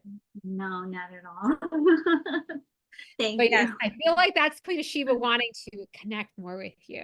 So yes, I will let you, I'll remove you from the stage, but it was such a pleasure to see that, such a joy. Okay, would anyone else like to share? And no worries. No worries. If not, I can always just wait, let me, oh, Roberta, would you like to share? Okay, yes. Oh, wait. Oh, I think, wait, hold on. I think I went to unmute you and Okay, that should be it. that's perfect. Yeah, thank you so much. I was scribbling madly away. Um, and my vintage, I'm working a lot with ancestral healing, and I had to laugh my head off because when we were given the food, it was a huge plate of fried chicken that my grandma used to make. And us kids, we would eat and eat and eat. And every time we went for Sunday dinner, she'd have to make more and more, but she would make more and more. I mean, we just wore the woman out. But this incredible fried chicken, which I would not eat today, but this platter of abundance. And I could feel also the drink was in this tiny crystal pitcher into these when wine glasses were really small crystal glasses from our family table. And so I can feel this is going to work in the ethers, that there was some family and lineage healing in here. that is really important, because to connect, the ancestors go all the way back to the Queen of Sheba. So there's something like a portal and a passage has opened. So thank you. I mean, just delicious, absolutely delicious. Thank you so Thank much. you. Yeah, no, I really received that. I know exactly what you mean, but my family, we had those tiny little wine glasses too, those little flutes. And I know what you mean, because like for me, this was really special. Like, because I just did Treasures of Ireland, this whole, I don't know if you were part of it, but it was interesting because half of my family is like Celtic. So like that was very much that half of my ancestry getting to be, activated. And it's interesting because the other side of my family is I have like, I'm Jewish on the other side. So today it was interesting. It was like, again, like you're talking about that ancestral medicine, that ancestral merging. Mm. So I just feel like there's something here, like when we're working with like the Queen of Sheba, when we're working with these really ancient stories and these ancient beings, it's I think that we're bringing from past lives, but I feel like we're also very much pulling from the ancestry. So Mm. thank you for presencing that and bringing that into this space. I think that it needed to be said. And I could really smell the sand. That was awesome. Oh, I'm so glad. So glad. Okay, Yeah, so that feel dusty, weird smell. yes, I know. I have a fondness for the desert because I traveled. Well, I was in Jerusalem and I was around that desert area, and there is nothing like it in the world. There is the sand is so beautiful. And it's funny because like when you said you could smell the sand, there's nothing like it in all of creation. And so I don't know if you've had past lives or just ancestral, but I'm so glad that you were able to connect with it, because I feel like there's great medicine there for you. I love your language. I got this retrieving codes and medicine. This is, I feel really nourished by this. Yeah, thank you. My pleasure. Let me move the pin. Anyone else want to share? Okay. Katerina, I just love your cats. Sorry, like I was looking at them. I was like, I love these cats. Even if you don't share, I love the cats. It's perfect because we're bringing through that Leo energy. So they're bringing that through. Okay, beautiful. Okay, so let's see. How long have we been talking? Okay, so yeah, I tell everyone there's going to be 60 to 90 minutes, but I'm still going. Okay, so yeah, well, we won't talk for much longer. But I did want to say, okay, so one of the stories, and I mentioned this a little bit with Wendy Berg a little bit earlier, is that when like Solomon and Sheba, when they come together and they were together according to more esoteric sources for a whole month in the bridal chamber, making love, but it wasn't just like making love. It was like the mysteries of the universe were revealed to them. And one of the great mysteries was that of the Holy Grail. And so if you know the stories of King Arthur, a lot of times people think of the Grail as synonymous with Arthur's time period. That's 500 AD. Others see the Grail as connected to the blood of Christ. Again, I don't know if it's 33 AD. Like it's so if that's the only Holy Grail, it doesn't make sense because the Queen of Sheba and King Solomon lived 10,000 years before that. And I've described this to you. I personally believe that the Holy Grail has had there are many iterations of the Holy Grail, and I believe that there are holy objects that we have had throughout time and space. And I say even long before the time of King Arthur and before the time of Christ. And that's one of the power of today. That's one of like the great powers of today. Like sometimes I think because we look at that zero marker, like, the birth of Christ, it's almost like we feel like everything that happened before that is so ancient and so long ago. But really, as we saw from today, all we have to do is journey for a few moments and we're right back there. The power of the Queen of Sheba is still here in the world, right here, right now. And so there are stories that when the Queen of Sheba and Solomon were in the bridal chamber, and all the mysteries of creation were revealed to them, because again, they were these epic beloveds, they were these twin souls. They learned some of the mysteries of the Holy Grail. And so the story goes that they were in possession of the Grail, and she actually had Solomon build a ship. And this was a ship, like now we can connect with this ship on the inner planes. And I want to give Wendy Berg credit for being the one who really wrote about this. And she has Solomon create a ship that cannot be destroyed. And in this ship, there is a great bed.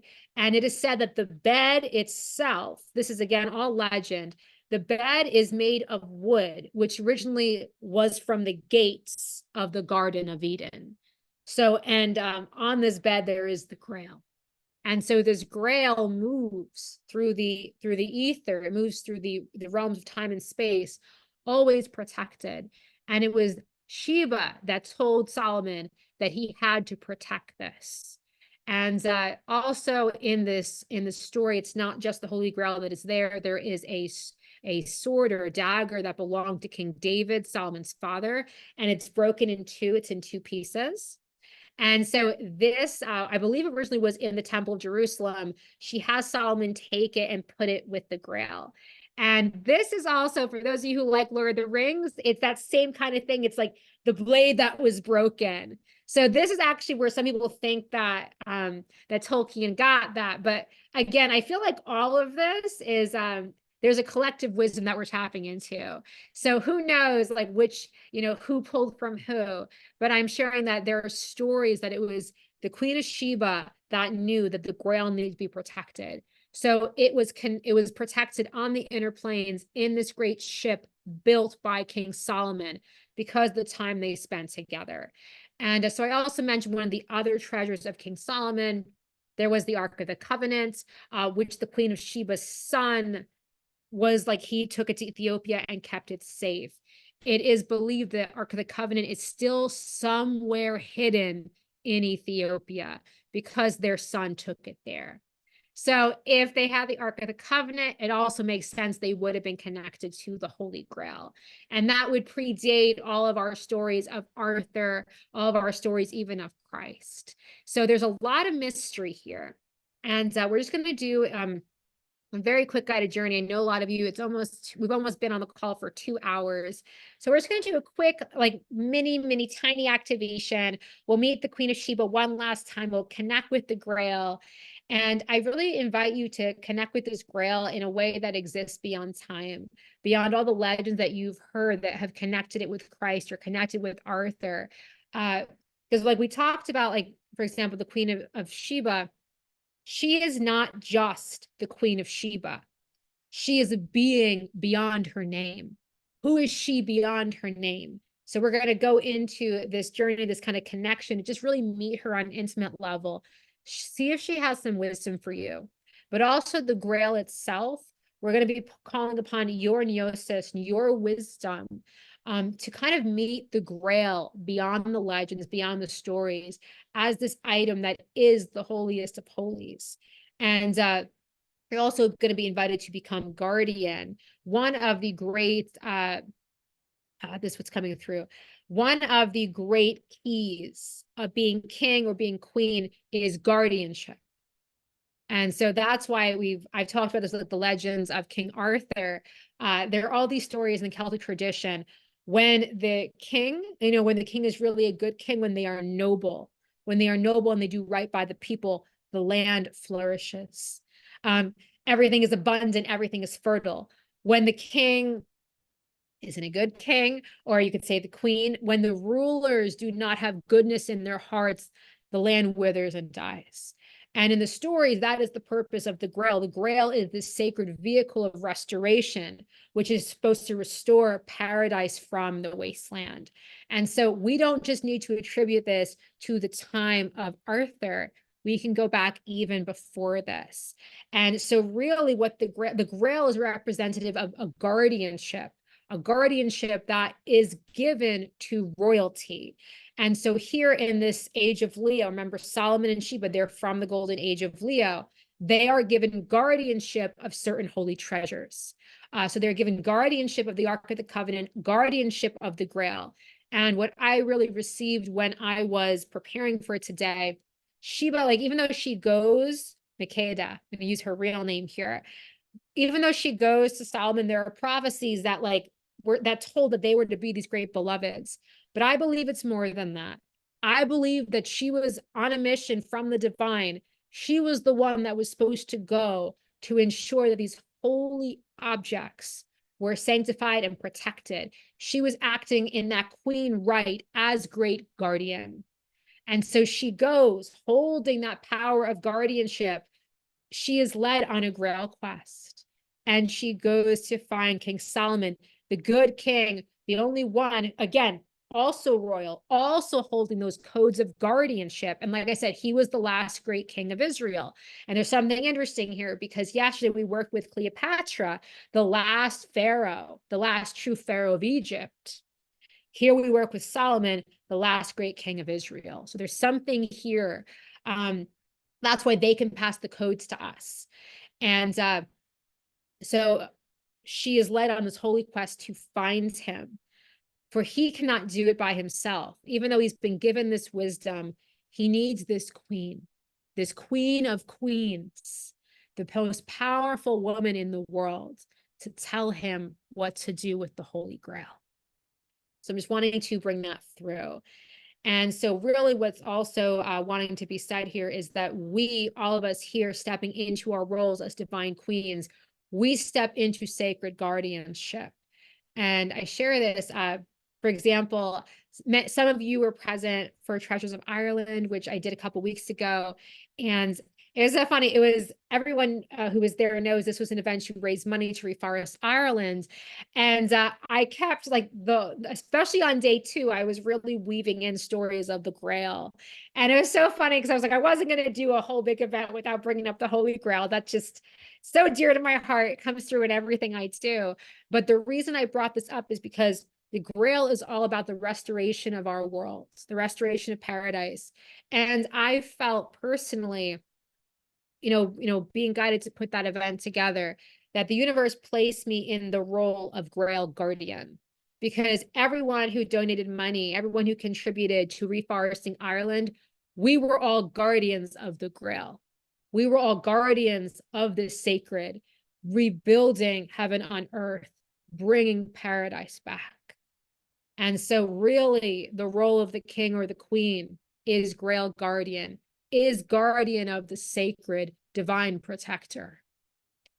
And so that's just something that I wanted to bring through. So that is really why Sheba goes. Even though it's like, yes, I'm going and I've got this gold and these jewels and this frankincense, and yes, this is my beloved, but this is a different level of her mission. I do believe that she is on this quest to find Solomon. And whether you believe these stories of the Grail or not, there was something very much divine about her journey, leaving the kingdom of Sheba to go to him. And I just feel like it's remarkable, because when you look at this, he didn't need her to go there. In actuality, he was the king. He could have sent someone else to go get all the riches from this great kingdom. But no, it was very important on a divine level, on a cosmic level, that she travel through the desert, that she go herself to the holy city of Jerusalem and be with him. And I'm just wanting us to go to that moment, because it was their union that led to the protection of these sacred holy objects. And I really feel what they do is these objects, the Grail, it upholds the sacredness of creation. Like I said, Solomon was the last great king of Israel.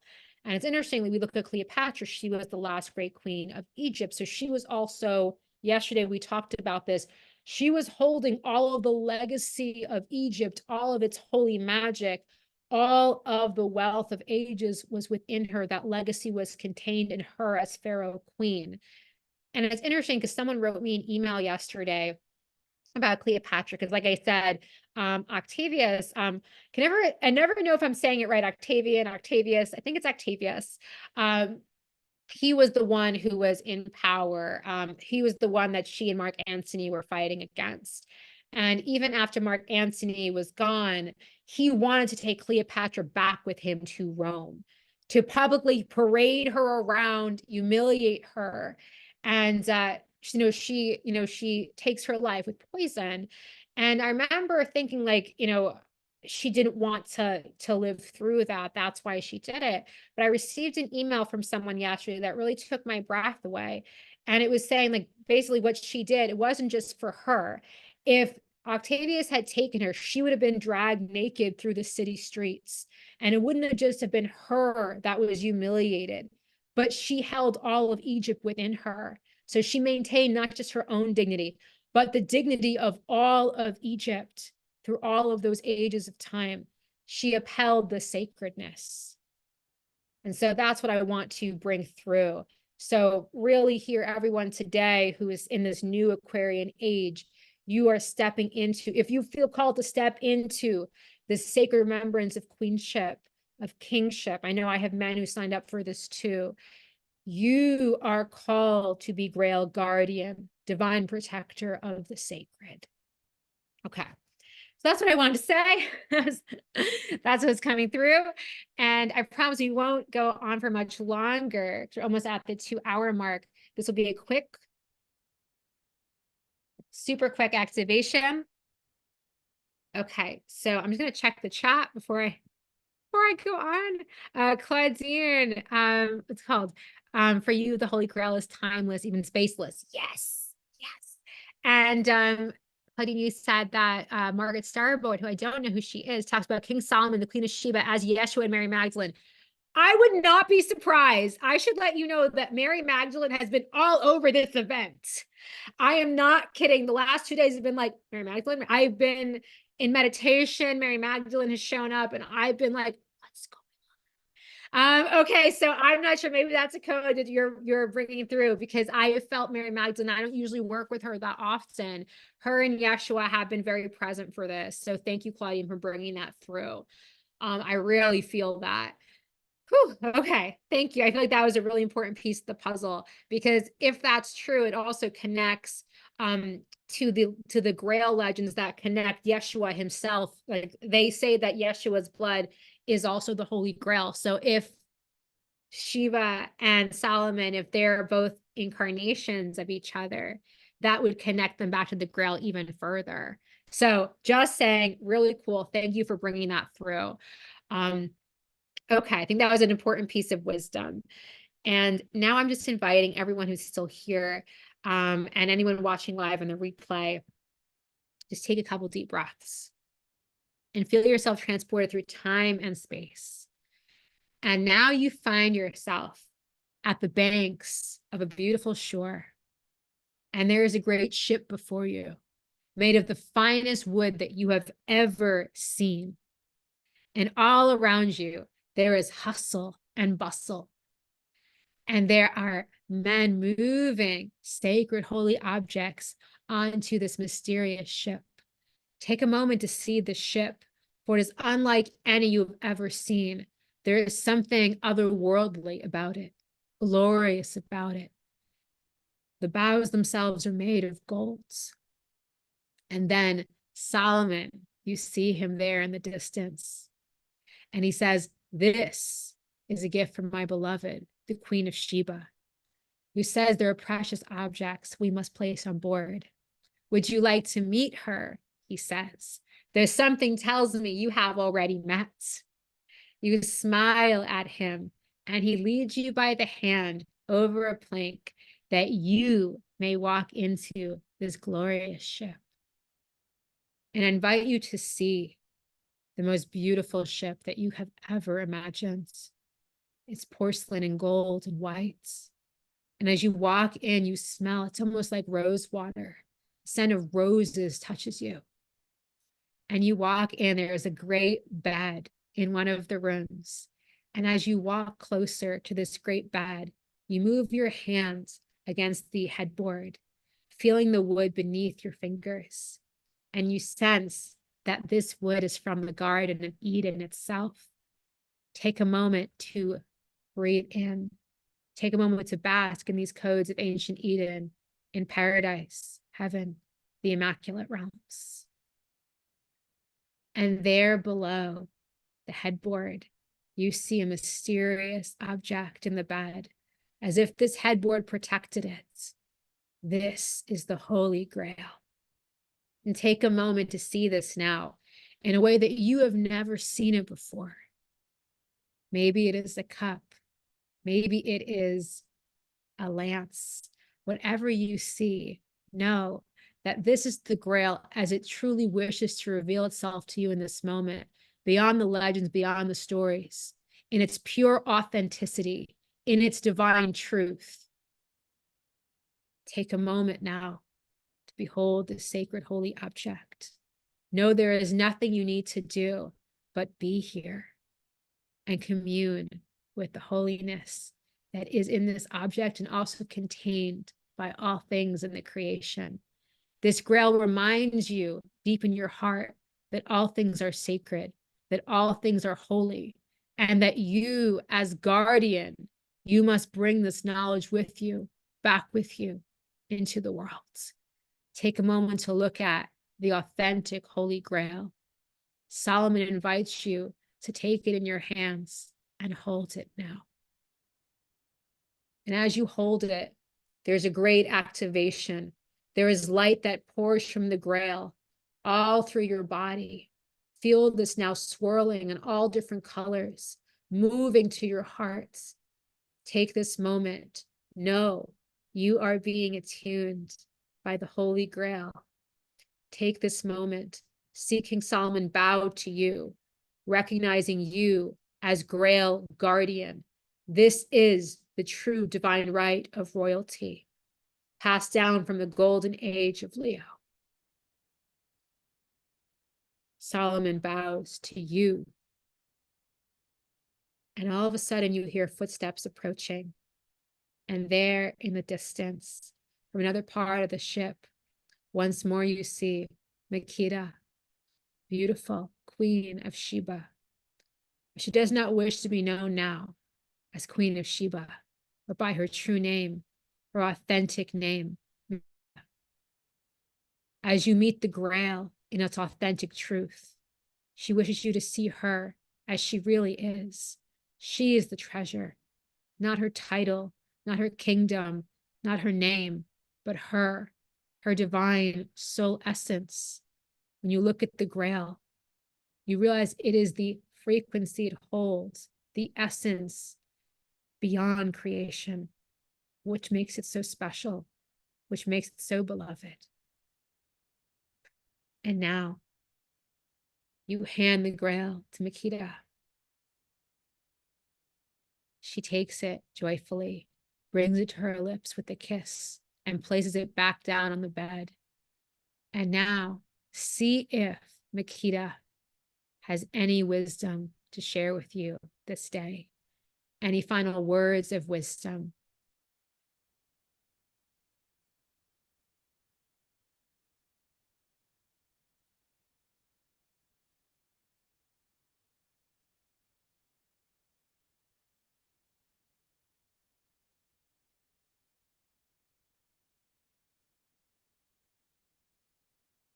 Beautiful. And now she thanks you for being a sacred guardian, for reminding her that there are people from the future, from the age of Aquarius, who still uphold these sacred values, those who want to remember the old ways, those who are bringing them forth for the golden age that has been prophesied for so long. Here she says, let us give last blessings to thee. She takes the Grail once more in her hands and gives it to you. She says, please stand where you are. And her and Solomon move beside you. They take hands so that they are standing in a circle and you are at the center. They invite you to bring the Grail to your heart. And as they lock hands and as you bring the Grail to your heart, all of a sudden there is this sacred circle that forms. It's almost like a golden sun that forms between all of you. This is the power of royalty itself, the power of the golden age of Leo, the truth of the Holy Grail, the truth of the holiest of holies. And take a moment to feel this now, to breathe into this. Feel this golden light as it pours through you, becoming one with you. the energy of true royalty, guardianship, holiness, sacredness, nobility. All is one in this moment. And here, the light stops, and you receive a final blessing from both Makita and Solomon. Open to receive an energetic transmission, a download from each of them now. They break their hands from away from each other. Blue light comes from his hand and gold from hers. There is a swirl that moves around you, a blue and golden light. And just receive this dance of color, this dance of frequency, these sacred attunements from Solomon and Sheba. Look at once more at the two of them, the way they lovingly stare into each other's eyes with such great love. And all of a sudden, there is a great sound, a great whoosh, and you feel yourself surrounded by sand.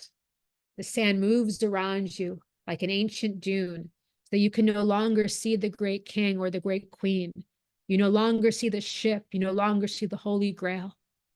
The dune transports you through time and space back to where you began today's journey in Queen Sheba's kingdom of Marib. On one side of you, you see an oasis. On the other side, a second oasis. You return to this place of two paradises, two heavens. Know now that you hold this paradise within you. Know that you have been blessed, sanctified. And now just take a moment to receive any final attunements and activations from all the beautiful beings that are overlighting here today. Know that you have been attuned by ancient codes of royalty and wealth. The wealth of ages flows through you. The mysteries of creation are answered by your heart, are known by your heart.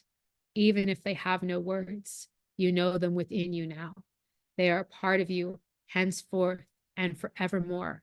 Rise, Grail Guardian, rise, Sacred Queen, she who guards this earth and the Aquarian age. Bring these great secrets with you, these energies with you. Bring this kiss from Queen Sheba with you. And now feel yourself transported through time and space. As you come back to the room where you first began today's journey, breathe in, breathe out, and I invite you to really move your feet against the floor and actually feel tree roots form again from your feet, wrapping around the center of the earth, grounding, grounding, grounding, anchoring deep. Know that we have anchored this wisdom deep within us. Know that it will be part of you henceforth and forevermore. This kiss from Queen Sheba, this kiss of love, of the wealth of the universe, the abundance of creation, the infinite love, the infinite sacredness that is the truth of all things. The magic will be with you forevermore. And now I invite you to take a minute, and I'm going to just see if anyone wants to write in the chat how that was for them. If you want to write down things for another minute or two, I know people might want to integrate everything that just happened. I'm going to give you about, maybe I'll give 30 seconds for people who want to just write down something really quickly, and then I will wrap everything up for today.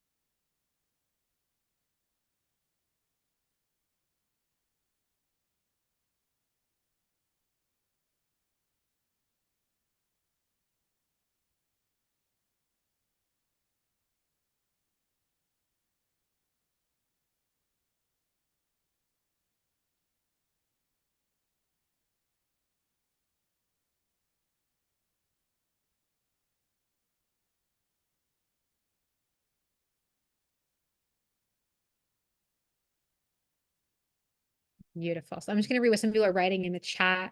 Rama, you said a golden bowl encircled with jewels, holding water bathes you. Annabelle, you said magic, love, the Knights Templar. Roberta, you said the Grail as a cup. Sang like a Tibetan bull. I love that. Oh my goodness. I know. It's so funny. I was like, this is going to get really cosmic. I was like trying to ground everything. And I was like, oh no, I hope everyone's still with me. But it sounds like everyone was. Okay, so that's so wonderful. So I hope that this has been a good day 2 of the Queen Challenge. I wanted to deliver history. I wanted to deliver the Grail, and I it's so funny. I wanted to bring through that energy of the wealth of ages, but I felt the love of Solomon and Sheba coming through so strongly that I was like, I can't ignore this. I gotta put this in. And Claudine, I'm so grateful that you brought through. I hadn't heard that before, that they might have been like incarnations of Yeshua and Mary Magdalene. Because like I said, I felt both of them so strong like throughout this whole event. So I would not be surprised if that was true. Katerina, let me see the message. The message was, you are the Holy Grail. You are the guardian. All the knowledge is inside you. Yes. Yes. And so the Grail, really, what I'm getting is that the Grail is also an activator of kings, an activator of kings, an activator of queens. And that's part of why we are here in this space. Let's see here. Roberta, feels fabulous to have the group field holding these it feels fabulous to have the group field holding these adventures and activations. Yes, I know. That's why I like doing these in like days of 3. I don't know. 3 is a holy number, but also there's something about it. We go on a journey. So yes, I'm really excited for tomorrow because we're going to be working with Queen Isabella. And I also know we're going to be working with the Aquarian Queen. And so I'm very excited for tomorrow for Queen Isabella. There's a lot that's going to come through. And I think there might also be a soul retrieval that comes through. I had a woman, so Queen Isabella did a lot of really pioneering and innovative things. But I also had someone write to me when they saw that I was doing this challenge and they were concerned because of the Spanish Inquisition. And so I know that Queen Isabella did not everything she did was good. And so I checked in with my guides. I was like, okay, I can't, even though I want to just focus on all the innovative, amazing things that Isabella brought to the world, I can't ignore this. And because that's the whole thing is, again, this is another queen code. The queen is guardian. The queen knows every blade of grass in her kingdom. She can't ignore things. She can't sweep something under the rug. She must take ownership and responsibility. And so I feel like as part of this challenge, I think that we're going to call in Anubis, who I always have a representation of I didn't have the incense for us today because we weren't really working with Egypt. But I feel like tomorrow we may do kind of like a soul retrieval, and he's the God I work with when I do soul retrievals, something around the Spanish Inquisition, just so that we can have really clean energy when we're working with Queen Isabella. And let me just see in the chat. Katerina, thanking all the beautiful souls here. Okay, so I also, I don't want to keep you guys much longer, but I want to give, especially people who are here live, I want to give you guys a sneak preview. So if you've enjoyed these activations and you are sad that it's going to end tomorrow, I want to let you in on a secret. There is more. If you would like to go deeper, I'm going to be opening doors to a very special program called the Queen Codes. And so the Queen Codes is an 8-week program, very much in this format. We'll be going very, very deeply with a lot of different queens. Ancient queens like, Queen Nefertiti and Hatshepsut from Egypt, but also more modern queens. Eleanor of Aquitaine, there's a lot of different queens, Catherine of Aragon, and we'll be working even more closely with Cleopatra, with the Queen of Sheba. So if that is interesting, I thought the page wasn't going to be ready until tomorrow, but my web designer surprised me and it's ready today. So I'm going to actually just share this in the chat. So if anyone would like, let me, hold on. How do I send this to everyone in the chat? Beautiful. Okay. So if anyone would like to sign up for the Queen Codes, there is a fast action bonus.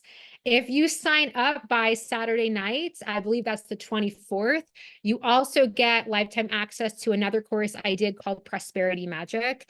And in that class, I work with the goddess Fortuna. She's a Roman goddess of fortune, and also goddess Lakshmi. You also get a one-on-one activation with me with Cleopatra. So if you're like, oh my God, Cleopatra was epic and I want to go deeper, if you sign up for Queen Codes and you, if you're here in the room, I just gave you the Zoom link, or I gave you the landing page link. I am sorry. I gave you the landing page link if you want to look at this course. And I would just really love to go deeper with every single one of you. If you feel called to step into your Queen Codes, if you feel called to take this energy of nobility to the next level, to really own your beauty, to own your beauty, to own your power, to own your ability to make an impact in this world. Because that is real power. The ability to see our dreams come to fruition, the ability to make the change that we are born here to make in the world. And I love the line, I think it was Gandhi who said, be the change you want to be in the world. And I really feel that, the queen, like when we embody that queen energy of leadership, that's how we can be the change, because we are the stewards of this great earth. We are the ones that are creating the golden age of tomorrow. The world needs queens.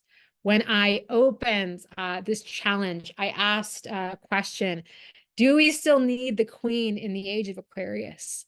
Because when you look at like more of our modern royals, there just seems to be like a lot of drama. It seems like, do we really need these leaders, these monarchs? And to me, the answer in my heart of hearts is, we might not need those kings and queens. So I know some of the kings and queens in power have really beautiful soul missions and powerful intentions. But in the age of Aquarius, that power passes to the people. It passes to us. And we are called, all of us, to make an impact, whatever that impact is for you. If you feel that you can step into that through divine activation of your queen codes, through working with these queens, I think that you would really love to be part of this 8-week program, the Queen Codes. It starts in March. You can send me an email if you have any questions. I would love to see you inside that program. And that's all I'm going to share for right now. I just want to say to everyone that it's been such a pleasure to journey with you today, to connect with you, to really go on this like powerful divine journey with you to the Queen of Sheba, to King Solomon. I hope that you got a lot from today, and just know that tomorrow is going to be epic, epic goodness.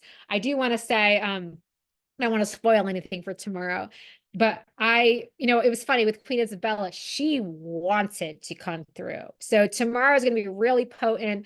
I'm not really sure everything that's coming through, but it's so funny. I can just say, right after I sent everyone the invitation email for the 3-day challenge with all the queens, I got a text message from some random person that I don't know that was just like, hey, remember the time we spent in Barcelona? And it was a picture. I got pictures of Barcelona, pictures of Spain from this person I had never met before. And I was like, sorry, it's wrong number. I'm not the person you meant to write to. But I just knew that it was like Queen Isabella really bringing through the power of, the power of her reign, and that she really has a lot of leadership, innovation, and Aquarian wisdom to bring through for you tomorrow. I'm so excited. If you are looking to really step into impact, tomorrow is the day for you. This is the day to step into being the queen in the Aquarian age. So that's all I'm going to say for now. I'm sending all of you so much love. I would love to see you tomorrow.